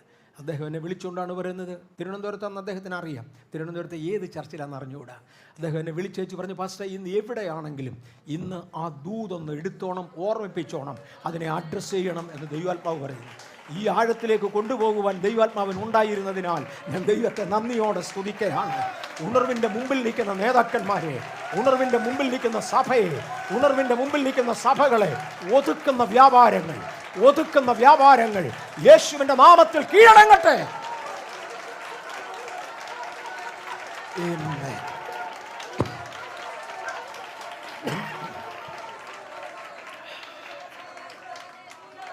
നമുക്ക് 3 സെക്ഷനുകളിലൂടെ മുൻപിൽ ഉണ്ടല്ലോ. നമുക്ക് മുന്നോട്ട് നോക്കാം. 51-ാം അധ്യായത്തിൻ്റെ 9-ാം വാക്യം ദയവായി വായിക്കാമോ? 51-ാം അധ്യായത്തിൻ്റെ യെശയ്യാവിൻ്റെ പുസ്തകം 51:9. യഹോവയുടെ ഭുജമേ ഉണരുക, ഉണരുക. യെശയ്യാ പ്രവാചകൻ ഈ പ്രശ്നമെല്ലാം കണ്ടുകൊണ്ട് യഹോവയോടൊരു പ്രാർത്ഥനയാ. യഹോവയുടെ ഭുജമേ ഉണരുക, ഉണരുക. വായിച്ചു. ശക്തി ധരിച്ചു കൊള്ളുക, പൂർവ്വകാലത്തും പണ്ടത്തെ തലമുറകളിലും എന്ന പോലെ ഉണരുക. രഹബിനെ വെട്ടി മഹാസർപ്പത്തെ കുത്തിക്കളഞ്ഞത് നീ അല്ലയോ? രഹബിനെ വെട്ടി മഹാസർപ്പത്തെ കുത്തിക്കളഞ്ഞ, രഹബെന്നും മഹാസർപ്പമെന്നും പറയുന്നത് മിസ്രയീമിനെയും ഫറവോനെയുമാണ്. ഒരു പ്രൊഫറ്റിക്കൽ അലങ്കാര ഭാഷയിൽ ഉപയോഗിച്ചു എന്ന് മാത്രം. രഹബിനെ വെട്ടി മഹാസർപ്പത്തെ കുത്തിക്കളഞ്ഞ യഹോവയുടെ ഭുജമേ ഉണരുക. പണ്ടത്തെ നാളുകളിൽ എന്നവണ്ണം വീര്യം പ്രവർത്തിക്കുക. യഹോവയുടെ ഭുജമേ ഉണരുക. ഇന്ന് പകൽ എനിക്കും നിങ്ങൾക്ക് ചിലർക്കും പ്രാർത്ഥിക്കുവാനുള്ള ഒന്നിതാണ്, പണ്ടത്തേതുപോലെ ഒന്ന് എഴുന്നേക്കണേ. ദൈവമേ, പണ്ടത്തേതുപോലെ ഒന്ന് എഴുന്നേക്കണേ. ഈ പ്രാർത്ഥന പ്രാർത്ഥിക്കുമ്പോൾ ദൈവത്തിനൊരു മറുപടിയുണ്ട്. ഞാൻ ആ മറുപടിയിലേക്ക് പോകും. എന്നാൽ പണ്ട് ദൈവം എഴുന്നേറ്റ അനേക രംഗങ്ങൾ നാം മറക്കരുത് എന്ന് ഞാൻ കർത്താവിൽ ഓർമ്മിപ്പിക്കട്ടെ. ഉണർവിനെ പിടിച്ചു ബന്ധിക്കുന്ന പല ഘടകങ്ങളുള്ളതിൽ ഒന്ന് ഉപദേശത്തിൻ്റെ പെശക. അടിസ്ഥാന ഉപദേശങ്ങളിൽ ഉറച്ചു നിൽക്കാത്ത ഒന്നിനെയും ദൈവത്തിന് ഉപയോഗിക്കാൻ പറ്റത്തില്ല. അടിസ്ഥാന ഉപദേശങ്ങളായി തിരുവചനം പറയുന്നത് ഒന്ന് മാനസാന്തരം, രണ്ട് സ്നാനം. ഞാൻ അവിടെ തന്നെ ഒന്ന് നിൽക്കട്ടെ. മാനസാന്തരപ്പെട്ട് സ്നാനപ്പെട്ടവരുടെ എണ്ണം അൺഫോർച്ചുനേറ്റ്ലി ഇന്ന് ആത്മമണ്ഡലത്തിൽ കുറവാണ്. മാന്യമായൊരു ജീവിതമുള്ളത് കൊണ്ട് മാനസാന്തരത്തെക്കുറിച്ച് മറന്നുപോയ ഒരുപാട് പേര് വെള്ളത്തിൽ മുങ്ങിക്കേറിയതാണ് ഇന്ന് മാനസാന്തരവും സ്നാനവും എന്നൊക്കെ പറയുന്നത്. അല്ല, മാനസാന്തരത്തിന് യോഗ്യമായ ഫലം കായ്ക്കുന്ന സാക്ഷാൽ മാനസാന്തരപ്പെട്ടവർ. ഞാൻ എൻ്റെ 11ാമത്തെ വയസ്സ് വരെ ഒരു പിക്ചർ കാണാൻ പോയിട്ടില്ല. എൻ്റെ വീട്ടിൽ നിന്ന് വിടത്തില്ല. സിഗരറ്റ് വലിച്ചിട്ടില്ല, ബീഡി വലിച്ചിട്ടില്ല, കള്ളു കുടിച്ചിട്ടില്ല. അതിനൊന്നുമുള്ള പ്രായം എനിക്കായിട്ടില്ല. ലോകത്തിൻ്റെ യാതൊരു മ്ലേച്ഛതയിലും പോയിട്ടില്ല. അതിനൊന്നും വിട്ടിട്ടില്ല. മർത്തോമായിലെ ഭക്തന്മാരുടെ വീട്ടിൽ വളർന്ന ഞാൻ എന്നെ മാനസാന്തരപ്പെടാനാ? എനിക്ക് ഏറെക്കുറെ ശുദ്ധമായൊരു ജീവിതമുണ്ട് മറ്റുള്ളവരുടെ മുമ്പിൽ. അതുകൊണ്ട് പരസ്യമായ തെറ്റിൽ അകപ്പെടാത്ത എനിക്ക് മുങ്ങാമെന്ന് നോ. എൻ്റെ ഹൃദയത്തിൻ്റെ അകത്ത് ഞാനൊരു മനുഷ്യനാണെന്നും ആകയാൽ പാപത്തിന് അടിമപ്പെട്ടവനാണെന്നുമുള്ള ആ ഗൗരവമേറിയ ബോധം. കർത്താവേ, ഇത് മരണത്തിന് അധീനമായ ശരീരമാണ്. ഈ ശരീരത്തിനകത്ത് വസിക്കുന്നത് പാപമാണ്. അതുകൊണ്ട് എൻ്റെ മനസ്സെന്ന് മാറിയേ മതിയോ എന്ന് തിരിച്ചറിഞ്ഞുകൊണ്ട് തൻ്റെ ജീവിതത്തെ ദൈവസന്നിധിയിൽ സമർപ്പിച്ച് മാനസാന്തരത്തിന് യോഗ്യമായ ഫലം കായ്ക്കുന്ന ഒരിടം ഉണ്ടായേ പറ്റൂ. ഒന്ന്, നിങ്ങൾ മാനസാന്തരപ്പെട്ട്. രണ്ട്, നിങ്ങളുടെ പാപങ്ങളുടെ മോചനത്തിനായി ഓരോരുത്തരും യേശുക്രിസ്തുവിൻ്റെ നാമത്തിൽ സ്നാനമേൽപ്പീൻ, എന്നാൽ പരിശുദ്ധാത്മാവ് എന്ന ദാനം ലഭിക്കും. 3 കാര്യങ്ങൾ. ആത്മാ നിയന്ത്രണവും ഇമോഷണൽ നിയന്ത്രണവും രണ്ടും രണ്ടാ. ആത്മാവിൽ നയിക്കപ്പെടുന്നവർ ഒത്തിരി പേരുണ്ട്. അതിനേക്കാൾ കുറയാതെ ആളുകൾ ഇമോഷനാൽ ഭരിക്കപ്പെടുന്നവരുണ്ട്. ഒരാൾ ആത്മാവിൽ നയിക്കപ്പെടുന്നത് കാണുമ്പോൾ എനിക്ക് മോശമാകുമല്ലോ എന്ന് കണ്ട് മറുഭാഷ ഉണ്ടാക്കുന്നവരുണ്ട്. ഞാൻ ആ ഗൗരവത്തിലോട്ട് പോകുക. ഇമോഷൻ അല്ല പരിശുദ്ധാത്മാവ്. It's not emotion. അതല്ല പരിശുദ്ധാത്മാവ്. എനിക്ക് ചിലതിനോടൊരു അനുകമ്പ കാണും, ചിലതിനോട് എനിക്കൊരു പാഷനുണ്ട്. പാഷനല്ല പരിശുദ്ധാത്മാവ്. അത് ഇമോഷനല്ല, പാഷനല്ല. പകരം പരിശുദ്ധാത്മാവിൻ്റെ അഭിഷേകം അത് അതിൽ തന്നെ വേറൊന്നാണ്. അതിനു വേണ്ടി ഓടുക. ഒരു ആത്മനിയന്ത്രണം, ആത്മനടത്തിപ്പുണ്ടാകുക. അവരാത്മാവിനാൽ നയിക്കപ്പെടും. അവർ ഈ വക്രതയുള്ള തലമുറയുടെ നടുവിൽ നിന്ന് വേർപെടും. മറ്റു പല വാക്കുകളാലും അവരെ പ്രബോധിപ്പിച്ചു. ഈ വക്രതയുള്ള തലമുറയുടെ നടുവിൽ നിന്ന് വിടിവിക്കപ്പെടുകയും അവർക്കൊരു വേർപാടുണ്ട്. അടിസ്ഥാന ഉപദേശങ്ങൾ പലതിനെയും ഇല്ലാതെയാക്കി തിരുമേശയെ കുറിക്കുന്ന ഗൗരവമായ പഠിപ്പിക്കലുകൾ, കർത്താവിൻ്റെ വചനത്തിൻ്റെ ഉപദേശങ്ങൾ ഒരുവനെ കർത്താവിൻ്റെ അടിസ്ഥാന ഉപദേശങ്ങളിൽ നിന്ന് എടുത്തു കളയുമെങ്കിൽ പിന്നെ അവനെ ആത്മലോകത്തിന് കൊള്ളുകയില്ല. അതിനെ പുറത്തെറിയുകയല്ലാതെ മാർഗമില്ല. അളിഞ്ഞുപോയ ഒരു പഴം പോലെ പുറത്തെറിയപ്പെട്ട പലതും പുറത്തു പോകുമ്പോൾ ഇന്ന് പകൽ യേശുവിൻ്റെ നാമത്തിൽ ഉപദേശ വിശുദ്ധിയിൽ നിൽക്കുവാൻ കഴിയാതെ പോകുന്ന ഒരാത്മാവെ ഞങ്ങൾ നിന്നെ ശാസിക്കുന്നു. ജനം ഉപദേശ വിശുദ്ധിയിൽ നിൽക്കട്ടെ. ആമേൻ. അടിസ്ഥാന ഉപദേശങ്ങൾ, ദൈവവചനത്തിൻ്റെ അടിസ്ഥാന ഉപദേശങ്ങൾ നമ്മുടെ ഫണ്ടമെന്റൽസ് ആണ്. നമ്മുടെയും അടിസ്ഥാനം അതാ. 2, ജീവിതക്രമത്തിൽ വീഴിച്ചു കളയുന്ന പൈശാചിക വ്യാപാരങ്ങൾ. പലതിനെയും ജീവിതക്രമത്തിൽ തെറ്റിച്ച് കളയുന്ന അനേക ശക്തികളുടെ മുമ്പിൽ ജയിക്കുവാൻ ഇന്ന് ദൈവസന്നിധിയിൽ നിൽക്കുമെങ്കിൽ മാത്രമേ ഉണർവിന് ആവശ്യമുള്ള ഒരു തലമുറയെ പുറത്തെടുക്കാൻ കഴിയുകയുള്ളൂ എന്ന് ഞാൻ സഭയെ ഓർമ്മിപ്പിക്കട്ടെ. ഇവിടെ നിന്നുകൊണ്ട് സഭ പ്രാർത്ഥിക്കുക, കർത്താവേ, അങ്ങല്ലയോ പണ്ടൊന്ന് എഴുന്നേറ്റത്, രഹബിനെ വെട്ടി തൻ്റെ സർപ്പത്തെ കുത്തിക്കളഞ്ഞത് അവിടുന്നല്ലേ, അങ്ങൊന്ന് എഴുന്നേക്കണമേ, യഹോവയുടെ ഭുജമേ ഉണരുക, ഉണരുക, പണ്ടുകാലത്തെ പോലെ അങ്ങ് ബലം ധരിച്ചു കൊള്ളുക, ഞങ്ങൾക്ക് വേണ്ടി ഒന്ന് എഴുന്നേൽക്കുക. യെശയ്യാവ് പ്രാർത്ഥിക്കുക. അതെ, നമുക്കും ആ പ്രാർത്ഥന നല്ലതാ. പക്ഷെ ദൈവത്തിൻ്റെ മറുപടി നോക്കാം. 42-ാം അധ്യായത്തിൻ്റെ 1-ാം വാക്യം, യെശയ്യാവിൻ്റെ പുസ്തകം 42-ന്റെ 1. ഇതാ ഞാൻ താങ്ങുന്ന എൻ്റെ ദാസൻ. ദൈവം തിരിച്ച് യെശയ്യാവിനെ നോക്കിക്കൊണ്ട് പറയുക, സാഹചര്യങ്ങളുടെ പ്രശ്നവും സമ്മർദ്ദവും കണ്ടുകൊണ്ട് യെശയ്യാവ് പറഞ്ഞു, ദൈവമേ അങ്ങൊന്ന് എഴുന്നേക്കണം. ആദ്യം ദൈവം യെശയ്യാവിൻ്റെ ജനത്തെ നോക്കിക്കൊണ്ട് പറഞ്ഞു, ഈ ജനത്തിൻ്റെ ദോഷം ഇതാ. ഇതിൻ്റെ നടുവിൽ യെശയ്യാവേ, നിന്റെ കുറ്റം നാളെ എന്താകുമെന്ന് നിനക്ക് അറിഞ്ഞുകൂടാ. ചോദിക്കുന്നവനാരും നിങ്ങളുടെ ഇടയിലില്ല, ഒരു പരിഹാരം കൊണ്ടുവരുന്നവനില്ല, ഒരു കൈ അതിനു വേണ്ടി ചലിപ്പിക്കുന്നവനില്ല. എങ്ങനെ ഈ ജനത്തെ മടക്കിക്കൊണ്ടുവരുമെന്ന് പറയുവാൻ, ഒരു മറുപടി പറയുവാൻ ആരുമില്ല. ആ സാഹചര്യത്തിലാണ് യെശയ്യാവ് പറയുന്നത്, യഹോവേ അങ്ങയുടെ ഭുജമാണ് എഴുന്നേൽക്കേണ്ടത്. കർത്താവ് തിരിച്ച് യെശയ്യാവിനെ നോക്കിക്കൊണ്ട് പറഞ്ഞു, യെശയ്യാവേ എൻ്റെ ഭുജമാടാ നീയാണ് എഴുന്നേൽക്കേണ്ടത്, എൻ്റെ കയ്യാ നീയാണ് എഴുന്നേൽക്കേണ്ടത്. ഒന്നുകൂടെ വായിച്ചാട്ട് 1-ാമത്തെ വാക്യം 42:1. ഇതാ ഞാൻ താങ്ങുന്ന എൻ്റെ ദാസൻ, എൻ്റെ ഉള്ളം പ്രസാദിക്കുന്ന എൻ്റെ വൃതൻ, ഞാൻ എൻ്റെ ആത്മാവിനെ അവൻ്റെ മേൽ വെച്ചിരിക്കുന്നു. യെശയ്യാവേ നിന്റെ മേൽ എൻ്റെ ആത്മാവിനെ വെച്ചിരിക്കുക.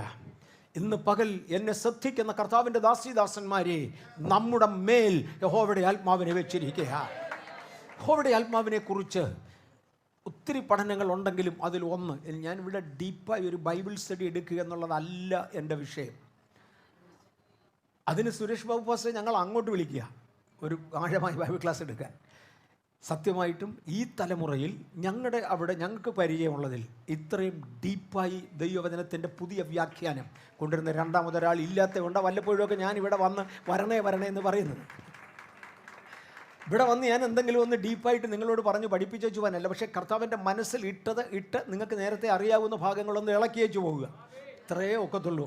അത് ചെയ്യാനാണ് ഞാൻ താല്പര്യപ്പെടുന്നത്. 1-ാമത്തെ വാക്യത്തിൽ ഒന്നുകൂടെ വായിച്ചാട്ടോ. 1-ാമത്തെ വാക്യം, യഹോവയുടെ ആത്മാവിനെ ഞാൻ നിന്റെ മേലാക്കിയിരിക്കുന്ന. ഇതാ ഞാൻ താങ്ങുന്ന എൻ്റെ ദാസൻ. ഞാൻ താങ്ങുന്ന എൻ്റെ ദാസൻ, ഒരു കൈ അവൻ്റെ കീഴിലുണ്ട്. വീണു പോകാതെ നിർത്തിയ കൃപ. എൻ്റെ ദൈവമേ, എത്ര കാര്യങ്ങൾ എവിടെല്ലാം നടന്നപ്പോൾ വീണു പോകാതെ നിർത്തിയ ദൈവകൃപ. എന്തെല്ലാം കിംവദന്തികൾ ഉയർന്നപ്പോൾ വീണു പോകാതെ നിർത്തിയ ദൈവകൃപ. ഓ ഗോഡ്, നിങ്ങളുടെ അനുഭവങ്ങളുമായി ചേർത്ത് ചിന്തിച്ചു. എഴുത്തുകാർ ഒരു വശത്തൂടെ, പട്ടാളവും സേനയും വേറൊരു വശത്തൂടെ, അടിപിടിക്കാർ ഇനിയൊരിടത്തൂടെ, ഗുണ്ടകൾ മറ്റൊരു ഭാഗത്തൂടെ വട്ടം വളഞ്ഞെടുത്തപ്പോൾ നിർത്തിയ ഒരു ദൈവകൃപ. കീഴെ ശാശ്വത ഭുജങ്ങളിൽ താങ്ങി ഉയർത്തിയ ദൈവകൃപയ്ക്കായി ഞാൻ എൻ്റെ കർത്താവിനെ വാഴ്ത്തുകയാ. എൻ്റെ വ്യക്തിജീവിതത്തിൽ നിന്നൊരു അനുഭവം പറയാൻ താല്പര്യപ്പെടുന്നു. എൻ്റെ വ്യക്തിജീവിതത്തിൽ നിന്നൊരനുഭവം. ഞങ്ങൾക്ക് ബാംഗ്ലൂരിലെ രാമയ്യ മെഡിക്കൽ കോളേജിൽ, MS Ramaiah medical college and engineering college ഒന്നിച്ചുണ്ടവർക്ക്. അവിടെ ഞങ്ങൾക്ക് ഒരു ബൈബിൾ ക്ലാസ് ഉണ്ടായിരുന്നു ചില വർഷങ്ങൾക്ക് പുറകിൽ, ഒത്തിരി വർഷങ്ങൾക്ക് പുറകിൽ, 91, 90, 91, 92 ആ വർഷങ്ങളിൽ. അവിടുന്ന് ഒത്തിരി പേര് കൃപയാൽ മുൻപോട്ട് വന്നിട്ടുണ്ട്. ഒത്തിരി മെഡിക്കൽ ഡോക്ടേഴ്സും ഒത്തിരി എൻജിനീയേഴ്സും ഒത്തിരി നേഴ്സിംഗ് സ്റ്റുഡൻസും ഒക്കെ അവിടെ നിന്ന് സ്നാനപ്പെട്ട് മുന്നോട്ട് വന്നിട്ടുണ്ട്. ഒരിക്കൽ ഞാൻ അവിടെ ഒരു മീറ്റിങ്ങിന് വേണ്ടി പോയി, ഒരു തിങ്കളാഴ്ചയായിട്ട്. എല്ലാ തിങ്കളാഴ്ചയും അവിടുത്തെ മീറ്റിംഗ്. ആദ്യത്തെ ഒരു പാട്ട് പാടിയിട്ട് ഞരങ്ങി ഇരിക്കുന്നതല്ലാതെ പാട്ടിനകത്തൊരു ഒരു ഉത്സാഹം കിട്ടുന്നില്ല. ഞാനാണെങ്കിൽ ഒരു ദൈവകൃപ ഇല്ലെങ്കിൽ, വ്യാപരിക്കുന്നില്ലെങ്കിൽ സമയം കളയാറില്ല. പെട്ടെന്ന് പാട്ട് നിർത്തി വചനം ശുശ്രൂഷിക്കാൻ എഴുന്നേറ്റു. 5 മിനിറ്റ് നോക്കിയിട്ടും ഒരു കത്തൽ കിട്ടുന്നില്ല. ഞാൻ പറഞ്ഞു, ഇന്നൊരു നടത്തിപ്പില്ല, നിർത്തിയേക്കാമെന്ന് പറഞ്ഞു. എല്ലാം കൂടെ 7-8 മിനിറ്റിനകം അന്നത്തെ മീറ്റിംഗ് നിർത്തി. ഞാൻ ഒരിക്കലും ഒരാത്മനടത്തിപ്പില്ലെങ്കിൽ മെനക്കെടുത്തില്ല. അവൻ എൻ്റെ കൺട്രോളിലാണെങ്കിൽ എല്ലാവരും വീടുകളിൽ പോയി, അല്ലെങ്കിൽ അവരവരുടെ സ്ഥലങ്ങളിൽ പോയി, നിങ്ങൾ കുറച്ച് നേരം പ്രാർത്ഥിച്ചേച്ച് കിടക്ക്, എന്താ ഇങ്ങനെ സംഭവിച്ചതെന്ന് അറിയത്തില്ല എന്ന് മാത്രം അവരോട് പറഞ്ഞു. എനിക്ക് അറിഞ്ഞുകൂടാ. ഞാൻ മീറ്റിംഗ് വിട്ടു. പെട്ടെന്ന് എൻ്റെ ഓർമ്മ വന്നു, അതിനടുത്തുള്ള ചില വീടുകളിൽ ചില സഹോദരന്മാരെ വിസിറ്റ് ചെയ്തിട്ട് ഒത്തിരി നാളായി. ഇച്ചിരി സമയം കിട്ടിയതല്ലേ, 2 മണിക്കൂറോളം സമയം എനിക്കുണ്ട്, അതുകൊണ്ട് ഇവരെ ഒന്ന് വിസിറ്റ് ചെയ്ത് വെച്ച് പോകാം അടുത്ത വീട്ടിൽ നിന്ന് കണ്ട് ഞാൻ ഒരു വീട്ടിൽ കയറി. ആ വീട്ടിൽ കയറി അവർക്ക് പ്രാർത്ഥനയുടെ ചില ആവശ്യങ്ങളുണ്ടായിരുന്നു, പ്രാർത്ഥിച്ചേച്ച് അതിനടുത്ത വീട് ഒരു NRC ബാബു, രാമചന്ദ്ര ബാബു, RC അതാ രാമചന്ദ്രന, എന്നിൻ്റെ ഫുൾ ഫോം ഞാൻ ഓർക്കുന്നില്ല. ഒരു രാമചന്ദ്ര ബാബു ഉണ്ട്, അദ്ദേഹത്തിൻ്റെ വീട്ടിൽ. അദ്ദേഹം ഒരു എഞ്ചിനീയറാണ്. അദ്ദേഹത്തിൻ്റെ വീട്ടിൽ കൂടെ കയറി പ്രാർത്ഥിച്ചേച്ച് പോകാം. ഞാൻ ചെന്ന വീട് ലെനാഡ് എന്നാണ് ആ വീട്ടുടമസ്ഥൻ്റെ പേര്. ഞാൻ ബ്രദർ ലെനാഡ്. ഞാൻ രാമചന്ദ്ര ബാബുവിൻ്റെ വീട്ടിലോട്ട് കയറാൻ പോകാം. ഞാൻ അവിടെ ചെന്നിട്ട് പിന്നെ അവർ ഡ്രസ്സ് മാറിയൊക്കെ വരാൻ സമയമെടുക്കും. ഇപ്പോൾ 2 മിനിറ്റേ എടുക്കത്തുള്ളൂ. 2 മിനിറ്റ്. ഞാൻ മോട്ടോർ സൈക്കിളിൽ പോകാമെന്നു. അദ്ദേഹത്തെ വിളിച്ചൊന്ന് പറ ഞാൻ അങ്ങോട്ട് വരുന്നുണ്ടെന്ന്. ഞാൻ എന്നിട്ട് ഇറങ്ങി NRC ബാബുവിൻ്റെ വീടിൻ്റെ ഫ്രണ്ടിലെത്തി. പക്ഷേ എനിക്ക് വീട് കണ്ടുപിടിക്കാൻ കഴിഞ്ഞില്ല. നടന്ന സംഭവമാണ്. എനിക്ക് പരിചയമുള്ള വീടാണ്. ഒരു 10 പ്രാവശ്യമെങ്കിലും ഞാൻ ഒരു വർഷത്തിനകം അവിടെ പോയിട്ടുള്ളതാണ്. NRC ബാബുവിൻ്റെ വീട്ടിൽ ചെന്നപ്പോൾ എനിക്ക് വീട് കണ്ടുപിടിക്കാൻ പറ്റുന്നില്ല. അതുകൊണ്ട് ഞാൻ കുറച്ചും കൂടെ മുന്നോട്ട് പോയപ്പോൾ എനിക്ക് മനസ്സിലായി ഇത്രയും ദൂരം ഇല്ല, നിശ്ചയമായിട്ടും തിരിച്ചു പോയേ പറ്റുള്ളൂ. ഞാൻ പുറകോട്ട് വന്നു, വീട് കിട്ടുന്നില്ല. പിന്നെ ഇങ്ങോട്ട് പോയി, വീട് കിട്ടുന്നില്ല. അങ്ങനെയാണ് മുമ്പേ കയറിയ ലെനാർഡിൻ്റെ വീട്ടിൽ കയറി ഒന്നുകൂടെ അദ്ദേഹത്തോട് ചോദിക്കാം, വീട് കിട്ടുന്നില്ല. 10 മിനിറ്റോളം കറങ്ങിയിട്ടും എനിക്ക് വീട് കിട്ടുന്നില്ല. ഞാൻ പറഞ്ഞു, ചേട്ടാ പിശാച് കണ്ണ് കെട്ടുമെന്ന് ഈ ചെറുപ്പത്തിൽ ഞാൻ കേട്ടിട്ടുണ്ട്. എൻ്റെ കണ്ണ് കെട്ടുന്ന പിശാച് ഏതാടാ? എൻ്റെ കണ്ണ് കെട്ടിയ പിശാചോ എന്ന കണ്ടുപിടിച്ചിട്ടേ ഉള്ളൂ. 1/2 മണിക്കൂർ ഞാൻ ആ കോളനിക്കകത്ത്, എല്ലാം കൂടെ 5-6 റോഡേ ഉള്ളൂ. 1/2 മണിക്കൂർ ഞാൻ ആ കോളനിക്കകത്ത് മുഴുവൻ കറങ്ങിയിട്ടും എനിക്ക് വീടും കിട്ടുന്നില്ല. ചെറിയ ചെറിയ ചെറിയ ലൈനുകളിലേക്ക് ഞാൻ പോകുന്നതായിട്ട് എനിക്ക് മനസ്സിലാകുന്നത്. ഞാൻ എൻ്റെ പെട്രോൾ ടാങ്ക് തുറന്ന് നോക്കി, ഫ്യൂവൽ എത്രയുണ്ടെന്ന് മോട്ടോർ സൈക്കിളിൻ്റെ. തണ്ട് നിറച്ചും ഫ്യൂവലുണ്ട്. എന്നാലങ്ങ് ഓടുക, ഇന്ന് കണ്ടുപിടിച്ചാൽ വീട്ടിൽ പോകത്തുള്ളൂ തീരുമാനിച്ചു. കുറച്ച് നേരം കൂടെ കറങ്ങിയിട്ടും കിട്ടാതെ വന്നപ്പോൾ ഞാൻ വിചാരിച്ചു ഒറ്റ ഡിറക്ഷനിൽ ഓടിക്കാം. ഇങ്ങനെ കറങ്ങുന്നതിൽ ശരിയാകില്ല, ഒരൊറ്റ ഡിറക്ഷനിൽ ഓടിക്കാം, എവിടെയെങ്കിലും മെയിൻ റോഡ് കിട്ടും. മെയിൻ റോഡ് കിട്ടിക്കഴിഞ്ഞാൽ ബാംഗ്ലൂരിൽ ഞാനവിടെ താമസമായിട്ട് വർഷം എത്രയായി. അപ്പം അതിനടുത്തുള്ള ഏത് മെയിൻ റോഡ് കണ്ടാലും എനിക്കറിയാം മെയിൻ റോഡിൽ കയറി കഴിഞ്ഞാൽ പിന്നെ അവിടുന്ന് കുറഞ്ഞ വർഷം വീട്ടിൽ പോകാമല്ലോ, അതുകൊണ്ട് പോകാം. ഒരു 1.5 മണിക്കൂർ ഓടിച്ചു, മെയിൻ റോഡ് എത്തുന്നില്ല. 1.5 മണിക്കൂർ മെയിൻ റോഡ് എത്തുന്നില്ല. എൻ്റെയും അഹങ്കാരം മുഴുവൻ മാറി. ഇനി എങ്ങനെയും വീട് പറ്റണം. ഞാൻ ആ റോഡ് സൈഡിലോട്ട് മോട്ടോർ സൈക്കിൾ ഒരു ന്യൂട്രൽ ഗിയറിലോട്ടിട്ട് റോഡ് സൈഡിലോട്ട് നിർത്തി. ഒരു കാലെടുത്ത്, ഒരു കൊച്ചു ലൈനായിട്ട് എനിക്ക് മനസ്സിലാകുന്നത്, ഒരു കാലെടുത്ത് സൈഡിലുണ്ടായിരുന്ന ആ ഒരു ബാങ്കയിലോട്ട് കാലുകുത്തി അവിടെ നിർത്തി വെച്ച് അതുവഴി വരുന്ന ഒരാളിനോട് ചോദിച്ചു, മേക്കരി സർക്കിളിലോട്ട് പോകുന്ന വഴി എവിടെ? അവിടെ ഏറ്റവും അടുത്ത് ഏറ്റവും പ്രധാനപ്പെട്ട ജംഗ്ഷൻ മേക്കരി സർക്കിളാണ്. ചോദിച്ചു, മേക്കരി സർക്കിൾ അതെവിടാ? എനിക്കാണെങ്കിൽ വഴി കണ്ടുപിടിക്കാൻ വയ്യാത്തതിൻ്റെ വാശി എന്നോട് തന്നെയുണ്ട്, സങ്കടമുണ്ട്, നാണക്കേടുണ്ട്. ഇതിൻ്റെ നടുക്കാണ് ഇവൻ ചോദിക്കുന്നത് മേക്കരി സർക്കിൾ എവിടെ? ഞാൻ ചോദിച്ചു, ബാംഗ്ലൂരിൽ മേക്കരി സർക്കിൾ അറിയാൻ വയ്യാത്തവരുണ്ട്. ചോദിച്ചു, ബാംഗ്ലൂരോ? അത് ഇവിടുന്ന് ഒരു 60 കിലോമീറ്റർ ഉണ്ട്. ഞാനപ്പോൾ എവിടാ? തുംകൂർ. എൻ്റെ കണ്ണു തുറന്നു. ഞാൻ ബോംബെ പൂന ഹൈവേയിലാണ്, തുംകൂരിനടുത്താണ് നിൽക്കുന്നത്. എനിക്ക് നന്നായി സ്ഥലം അറിയാം, ഞാൻ പല പ്രാവശ്യം ഡ്രൈവ് ചെയ്തിട്ടുള്ള റോഡാണ്. ഞാൻ പറഞ്ഞിടാ, കണ്ണ് കെട്ടിയല്ലോ. ആ മനുഷ്യൻ പറഞ്ഞ് നേരെ മുന്നോട്ട് പോയിട്ട് അടുത്ത സർക്കിളിൽ ചെന്ന് U-ടേൺ എടുത്ത് പുറകോട്ട് പോകണം. 60 കിലോമീറ്റർ കഴിയുമ്പോൾ ബാംഗ്ലൂർ കിട്ടും, അവിടെ മേക്കരി സർക്കിൾ ചോദിക്കേ. എനിക്ക് വഴിയെല്ലാം നന്നായി അറിയാമായിരുന്നു. ഞാൻ വീട്ടിൽ വന്നു. വീട്ടിൽ വരുമ്പോൾ 12 മണി. എൻ്റെ ഭാര്യ എന്നോട് ചോദിച്ചു, എവിടായിരുന്നു? കാര്യം ഞാൻ വൈകിട്ട് 9 മണിക്ക് മുമ്പേ വീട്ടിൽ വരേണ്ടതാ. 3 മണിക്കൂറൂടെ മാറി. എവിടായിരുന്നു? അപ്പം ഞാൻ മീറ്റിംഗ് കഴിഞ്ഞ് ഞാൻ ലെനാർഡിൻ്റെ വീട്ടിൽ വരെ ഒന്ന് പോയി. പുള്ളിക്കാരത്തി കൂടുതലൊന്നും ചോദിച്ചില്ല, അതുകൊണ്ട് ലെനാർഡിൻ്റെ വീട്ടിൽ പോയി നിരുന്നോട്ടെ. അവൾ പോയി ചോറ് ചൂടാക്കി, ഞങ്ങൾ ചോറുണ്ടച്ച് കിടന്നു. രാത്രി മുഴുവൻ അവൾ ഉറങ്ങി. എനിക്ക് ഒട്ടും ഉറക്കം വരുന്നില്ല. എൻ്റെ കണ്ണ് കിട്ടിയ പിശാചേതാ, എൻ്റെ കണ്ണ് കിട്ടിയ പിശാചേതാ. കണ്ണ് കിട്ടി എന്നുള്ളത് ഉറപ്പിൻ്റെ ഉറപ്പാണ്. എന്തു പറ്റി എനിക്കറിഞ്ഞുകൂടാ. ആ ശനിയാഴ്ച, ഇത് തിങ്കളാഴ്ചത്തെ സംഭവമാണ്, ആ ശനിയാഴ്ച വൈകിട്ട് സാമച്ചൻ പാസ്റ്റർ ബാംഗ്ലൂരിൽ നമ്മുടെ ചർച്ചിൽ ശുശ്രൂഷിക്കുന്നുണ്ട്. അദ്ദേഹം ശുശ്രൂഷിച്ചുകൊണ്ടിരിക്കുന്നതിനിടയ്ക്ക് പെട്ടെന്ന് എൻ്റെ നേരെ തിരിഞ്ഞു പറഞ്ഞു, കഴിഞ്ഞ തിങ്കളാഴ്ച വൈകിട്ട് നിൻ്റെ കണ്ണ് കെട്ടി നിൻ്റെ തുംകൂരൂടെ കൊണ്ടുപോയത് പിശാചല്ല മോനെ, ഞാനാ. ആടാ, നിന്നെ തുംകൂരൂടെ കൊണ്ടുപോയത് ഞാനാ. വഴിയിൽ നിന്നെ കൊന്നുകളയാൻ വേണ്ടി പതിയിരിപ്പുണ്ടായിരുന്നു. നിൻ്റെ ശുശ്രൂഷ അവസാനിക്കാഞ്ഞതിനാൽ എനിക്ക് നിന്നെ വിടുവിച്ചെടുക്കുവാൻ ഞാൻ നിന്നെ തുംകൂര് വഴി കൊണ്ടുവന്നതാണ്.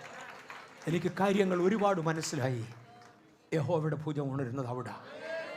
യഹോവയുടെ ഭുജമേ ഉണരുക, യഹോവയുടെ ഭുജമേ ഉണരുക, യഹോവയുടെ ഭുജമേ ഉണരുക. ഞാൻ ചാടി സ്റ്റേജിൽ കയറി.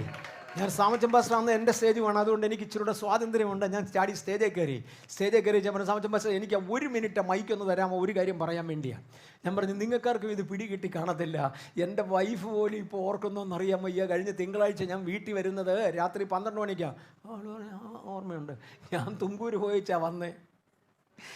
ലെനാർഡ് വീടുണ്ടോ ഒന്ന് എഴുന്നേക്കാൻ പറഞ്ഞു. ലെനാർഡ് എഴുന്നേറ്റു. ഞാൻ പറഞ്ഞു, ലെനാർഡിൻ്റെ വീട്ടിൽ നിന്ന് ഞാൻ എഴുന്നേറ്റത് രാമചന്ദ്രബാബുവിൻ്റെ വീട്ടിലോട്ട് പോകാനായിട്ട്. അപ്പോഴത്തേക്ക് രാമചന്ദ്രബാബു എഴുന്നേറ്റു.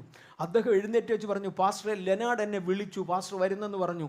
എൻ്റെ പഠിക്കൂടാ പാസ്റ്റർ പോയത്, കാണാതെ പോയത് കൊണ്ട് പാസ്റ്ററെ എന്ന് ഞാൻ പല ആവർത്തി വിളിച്ചു. പാസ്റ്റർ അങ്ങ് മുന്നോട്ട് പോകുന്നത് കണ്ടു, തിരിച്ച് അതുവഴി തന്നെ വരുന്നത് കണ്ടു. പാസ്റ്ററെ എന്ന് പിന്നെ ഞാൻ വിളിച്ചു. എനിക്ക് മനസ്സിലായി കണ്ണ് തന്നെയല്ല, എൻ്റെ ചെവിയും കൂടെ കെട്ടി. ഇല്ലെങ്കിൽ രാത്രി ഞാൻ വരരുതാത്ത നേരത്ത് അതുവഴി വന്നേനെയും ഇന്ന് ബേഥേൽ ചർച്ച് അവിടെ കാണത്തില്ലായിരുന്നു. ഇന്ന് ദൈവത്തിന് എന്തെങ്കിലും ഒന്ന് ചെയ്യണമെങ്കിൽ തെക്കേ ഇന്ത്യയിൽ നിന്ന് ഉയരണമെങ്കിൽ ഉയർത്തുവാൻ ആവശ്യമുള്ള വ്യക്തിത്വങ്ങളെ ഇറക്കുവാൻ, സമൂഹങ്ങളെ ഇറക്കുവാൻ, ദൈവപ്രവൃത്തികൾ നടക്കേണ്ടതുപോലെ നടത്തുവാൻ സ്വർഗത്തിന്റെ സാന്നിധ്യം നിങ്ങളുടെ നടുവിൽ ഇരിക്കട്ടെ. ഇത് തമാശയും കേട്ടുകേൾവിയും അല്ല പറയുന്നത്. അനുഭവത്തിന്റെ അടിയിലേക്ക് ഇറങ്ങുകയാ. അവിടെയും ഇവിടെയും തട്ടിക്കളയുവാൻ ശക്തികൾ പലതെഴുന്നേറ്റെടുത്ത് യഹോവയുടെ ഭുജമേ ഉണരുക, യഹോവയുടെ ഭുജമേ ഉണരുക, യഹോവയുടെ ഭുജമേ ഉണരുക. ഉണരുന്ന യഹോവയുടെ ഭുജത്തിന് പറയാനുണ്ട്, യെശയ്യാവേ ഞാൻ നിന്നെ ഉള്ളങ്കരങ്ങളിൽ താങ്ങിയടാ, ഞാൻ നിന്നെ ഉള്ളങ്കരങ്ങളിൽ താങ്ങി.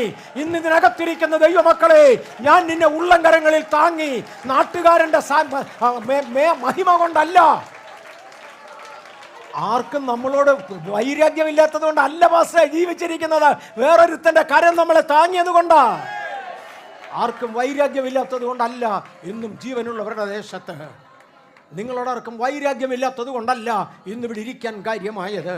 യഹോവയ്ക്ക് തിരിച്ചു പറയാനുണ്ട്, യെശയ്യാവേ എനിക്ക് നിന്നെക്കുറിച്ചൊരു ഉദ്ദേശമുണ്ട്, ആകയാൽ എൻ്റെ ഉള്ളങ്കരങ്ങളിൽ നിന്നെ താങ്ങി.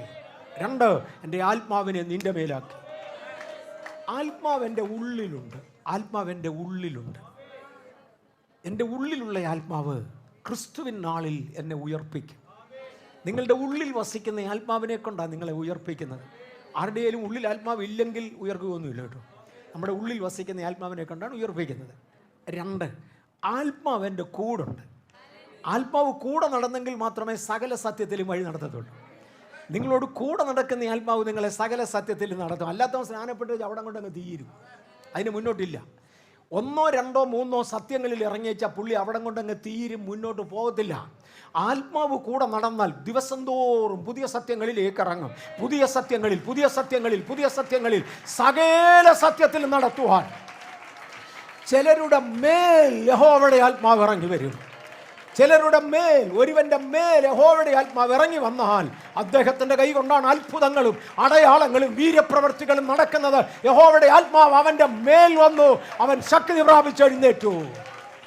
അതിനെയാണ് കൃപാവരങ്ങളുടെ അഭിഷേകം എന്ന് വിളിക്കുന്നത്.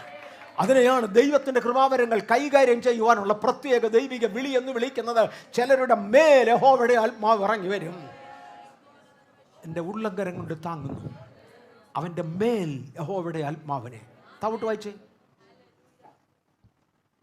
ഞാൻ എൻ്റെ ആത്മാവിനെ അവൻ്റെ മേൽ വെച്ചിരിക്കുന്നു, അവൻ ജാതികളോട് ന്യായം പ്രസ്താവിക്കും. ജാതികൾ എന്ന വാക്കിന് വിശാലമായ ഒരർത്ഥമുണ്ട്. നമ്മുടെ ചുറ്റും കാണുന്ന യഹൂദരല്ലാത്ത, അല്ലെങ്കിൽ വിശ്വാസികളല്ലാത്ത ആളുകൾ എന്നൊരർത്ഥം അതിനുണ്ട്. നമ്മൾ ആ അർത്ഥത്തിൽ അതിനെ എടുക്കുന്നത്. പക്ഷെ വേദപുസ്തകം ജാതികളെന്ന് ഉപയോഗിക്കുന്ന അവിടൊന്നും അല്ല. ഭയങ്കര ഗൗരവമുള്ളൊരു പദപ്രയോഗമാണ്. യെസക്കിയേലിൻ്റെ പ്രവചനത്തിലും വായിക്കണ്ട, യെശയ്യാവിൻ്റെ പ്രവചനത്തിലും ആദമിനെയും ഹൗവയും സൃഷ്ടിക്കുന്നതിന് മുന്നമേ ഉള്ള ലൂസിഫറിൻ്റെ കാലത്തെക്കുറിച്ച് ചിത്രീകരിക്കുന്നുണ്ട്. ഞാൻ ഇന്ന് ആ ഭാഗം വിശദീകരിക്കാൻ ഒക്കത്തില്ല. ലൂസിഫറിൻ്റെ കാലത്തെ വിശദീകരിക്കുമ്പോൾ പറയുന്ന ഒരു പദമാണ്, ജാതികളെ താഴ്ത്തിക്കളഞ്ഞവനെ നീ എങ്ങനെ വെട്ടേറ്റു.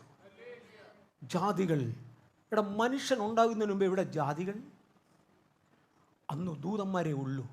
ദൈവത്തിൻ്റെ പൂർണ്ണഹിതത്തിന് കീഴടങ്ങാത്ത ദൂതന്മാരെയാണ് ജാതികളെന്ന് ആദ്യം ബൈബിൾ വിളിച്ചത്. ദൈവത്തിൻ്റെ പൂർണ്ണഹിതത്തിന് കീഴടങ്ങാത്ത ആ ദൂതന്മാരെ അനുസരിച്ച് നടക്കുന്ന മനുഷ്യരെയാണ് പിന്നത്തേതിൽ ജാതികളായ മനുഷ്യരെന്ന് പറഞ്ഞത്. ഒന്നുകൂടെ ഞാൻ ആവർത്തിക്കാം. ദൈവത്തിൻ്റെ പൂർണ്ണഹിതം തിരിച്ചറിഞ്ഞ് അനുസരിക്കാത്ത വീണുപോയ ദൂതന്മാരെയാണ് ജാതികൾ എന്നാദ്യം പറയുന്നത്. തെളിവിവിടെയാണ്, ജാതികളെ താഴ്ത്തിക്കളഞ്ഞവനെ നീ എങ്ങനെ വെട്ടേറ്റ് നിലത്ത് വീണു. എവിടെ ജാതികൾ എന്ന് വിളിക്കുവാൻ അന്ന് ആദാമിനെ സൃഷ്ടിച്ചിട്ടില്ല. അതിന് മുമ്പൊരു കാലഘട്ടമാണ് ഈ പറയുന്നത്. ലൂസിഫർ ഭരിക്കുന്ന കാലമാണ്. അവനോട് കൂടെ വെട്ടേറ്റ് വീണവരുടെ കാര്യമാണ് ഈ പറയുന്നത്. ജാതികൾ എന്നറിയപ്പെടുന്നത് ദൈവത്തെ അനുസരിക്കാത്ത ജനമാണ്. 100% അനുസരിക്കാതിരുന്നല്ല ഞാൻ പറഞ്ഞത്. 10% ആയിരിക്കാം, 15% ആയിരിക്കാം. ഒരുപാട് ദൂതവർഗങ്ങളുണ്ട് വീണുപോയവരുടെ കൂട്ടത്തിൽ. അവരിൽ പല രീതിയിൽ, പല മാഗ്നിറ്റ്യൂഡിൽ, പല മെഷർമെൻറ്റുകളിൽ അനുസരണം കെട്ട ദൂതന്മാരെ വിളിച്ചിരുന്ന പദമാണ് ജാതികൾ. ആ ദൂതന്മാരെ അനുസരിച്ച് നടക്കുന്നവരെയാണ് ജാതികൾ എന്നിന്ന് മനുഷ്യരുടെ കൂട്ടത്തിൽ വിളിക്കുന്നത്. അങ്ങോട്ട് നീ പോകരുത് എന്നാണ് അബ്രഹാമിനോട് പറഞ്ഞയച്ചത്. അങ്ങോട്ട് നീ പോകരുതെന്നാണ് നമ്മളോട് പറഞ്ഞയച്ചത്. അതുകൊണ്ടാണ് വക്രതയുള്ള തലമുറയുടെ നടുവിൽ നിന്ന് രക്ഷിക്കപ്പെടുവീനെന്ന് പുതിയ നിയമത്തിലും എടുത്തു പറയുവാൻ കാരണം, പുതിയ നിയമസഭയോടും പറയുവാൻ കാരണം, അതെ, നാം വേർപെട്ട ഒരു സമൂഹമാണ്, നാം വേർപെട്ട ഒരു സമൂഹമാണ്.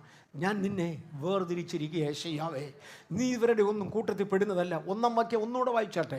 ഇതാ ഞാൻ താങ്ങുന്ന എന്റെ ദാസൻ. യെശയ്യാവിനെ നോക്കിക്കൊണ്ട് കർത്താവ് പറയുകയാണ്, ഇതാ ഞാൻ താങ്ങുന്ന എന്റെ ദാസൻ, എന്റെ ഉള്ളം പ്രസാദിക്കുന്ന എന്റെ വൃതൻ. എന്റെ ഉള്ളം പ്രസാദിക്കുന്ന എന്റെ വൃതൻ. ഒന്ന് നിൽക്കട്ടെ, ഈ വൃതനിൽ എന്റെ ഉള്ളം പ്രസാദിക്കും.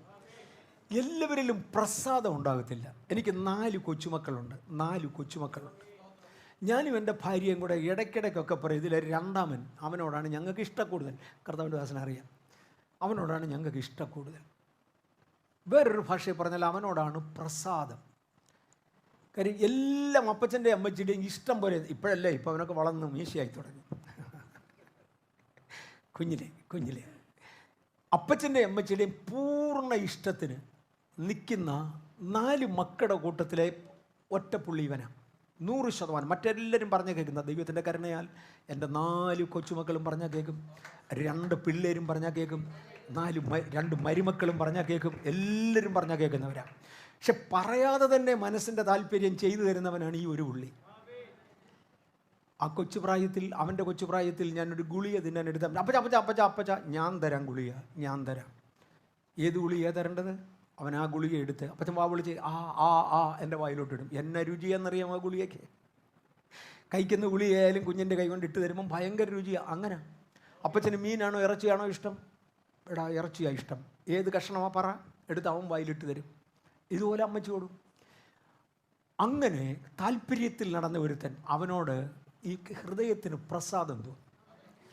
ദൈവത്തിന് ഇഷ്ടമുള്ള പ്രവൃത്തി ചെയ്യുക പറഞ്ഞ് എൻ്റെ ഉള്ളം പ്രസാദിക്കുന്ന എൻ്റെ ഹൃദയം. ഇന്ന് പകൽ പ്രസാദിപ്പിക്കുന്ന എത്ര പേരുണ്ട്? പ്രസാദിപ്പിക്കുന്ന എത്ര പേരുണ്ട്? നിങ്ങൾക്കത് മനസ്സിലാകുന്നുണ്ടല്ലോ അല്ലേ?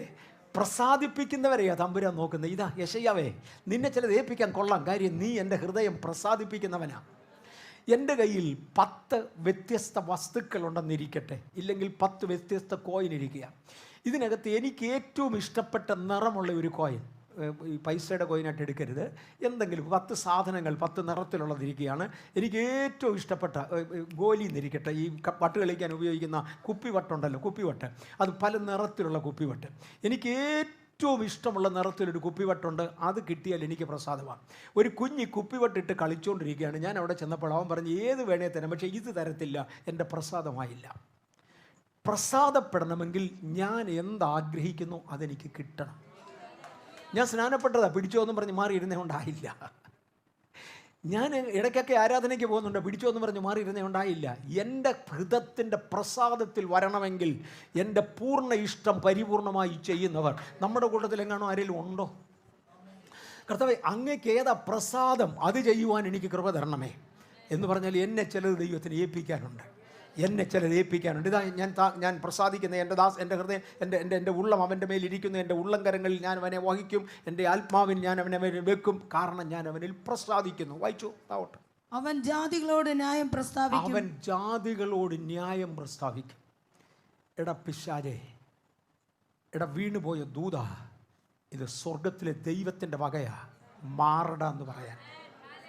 നമുക്ക് മനസ്സിലായോ? എവൻ്റെ അടുക്കൽ അടുക്കരുത്, അവൻ ദൈവത്തിനുള്ളവനാന്ന് പറയാൻ. അവൻ ജാതികളോട് ന്യായം പ്രസ്താവിക്കും. ആമേൻ.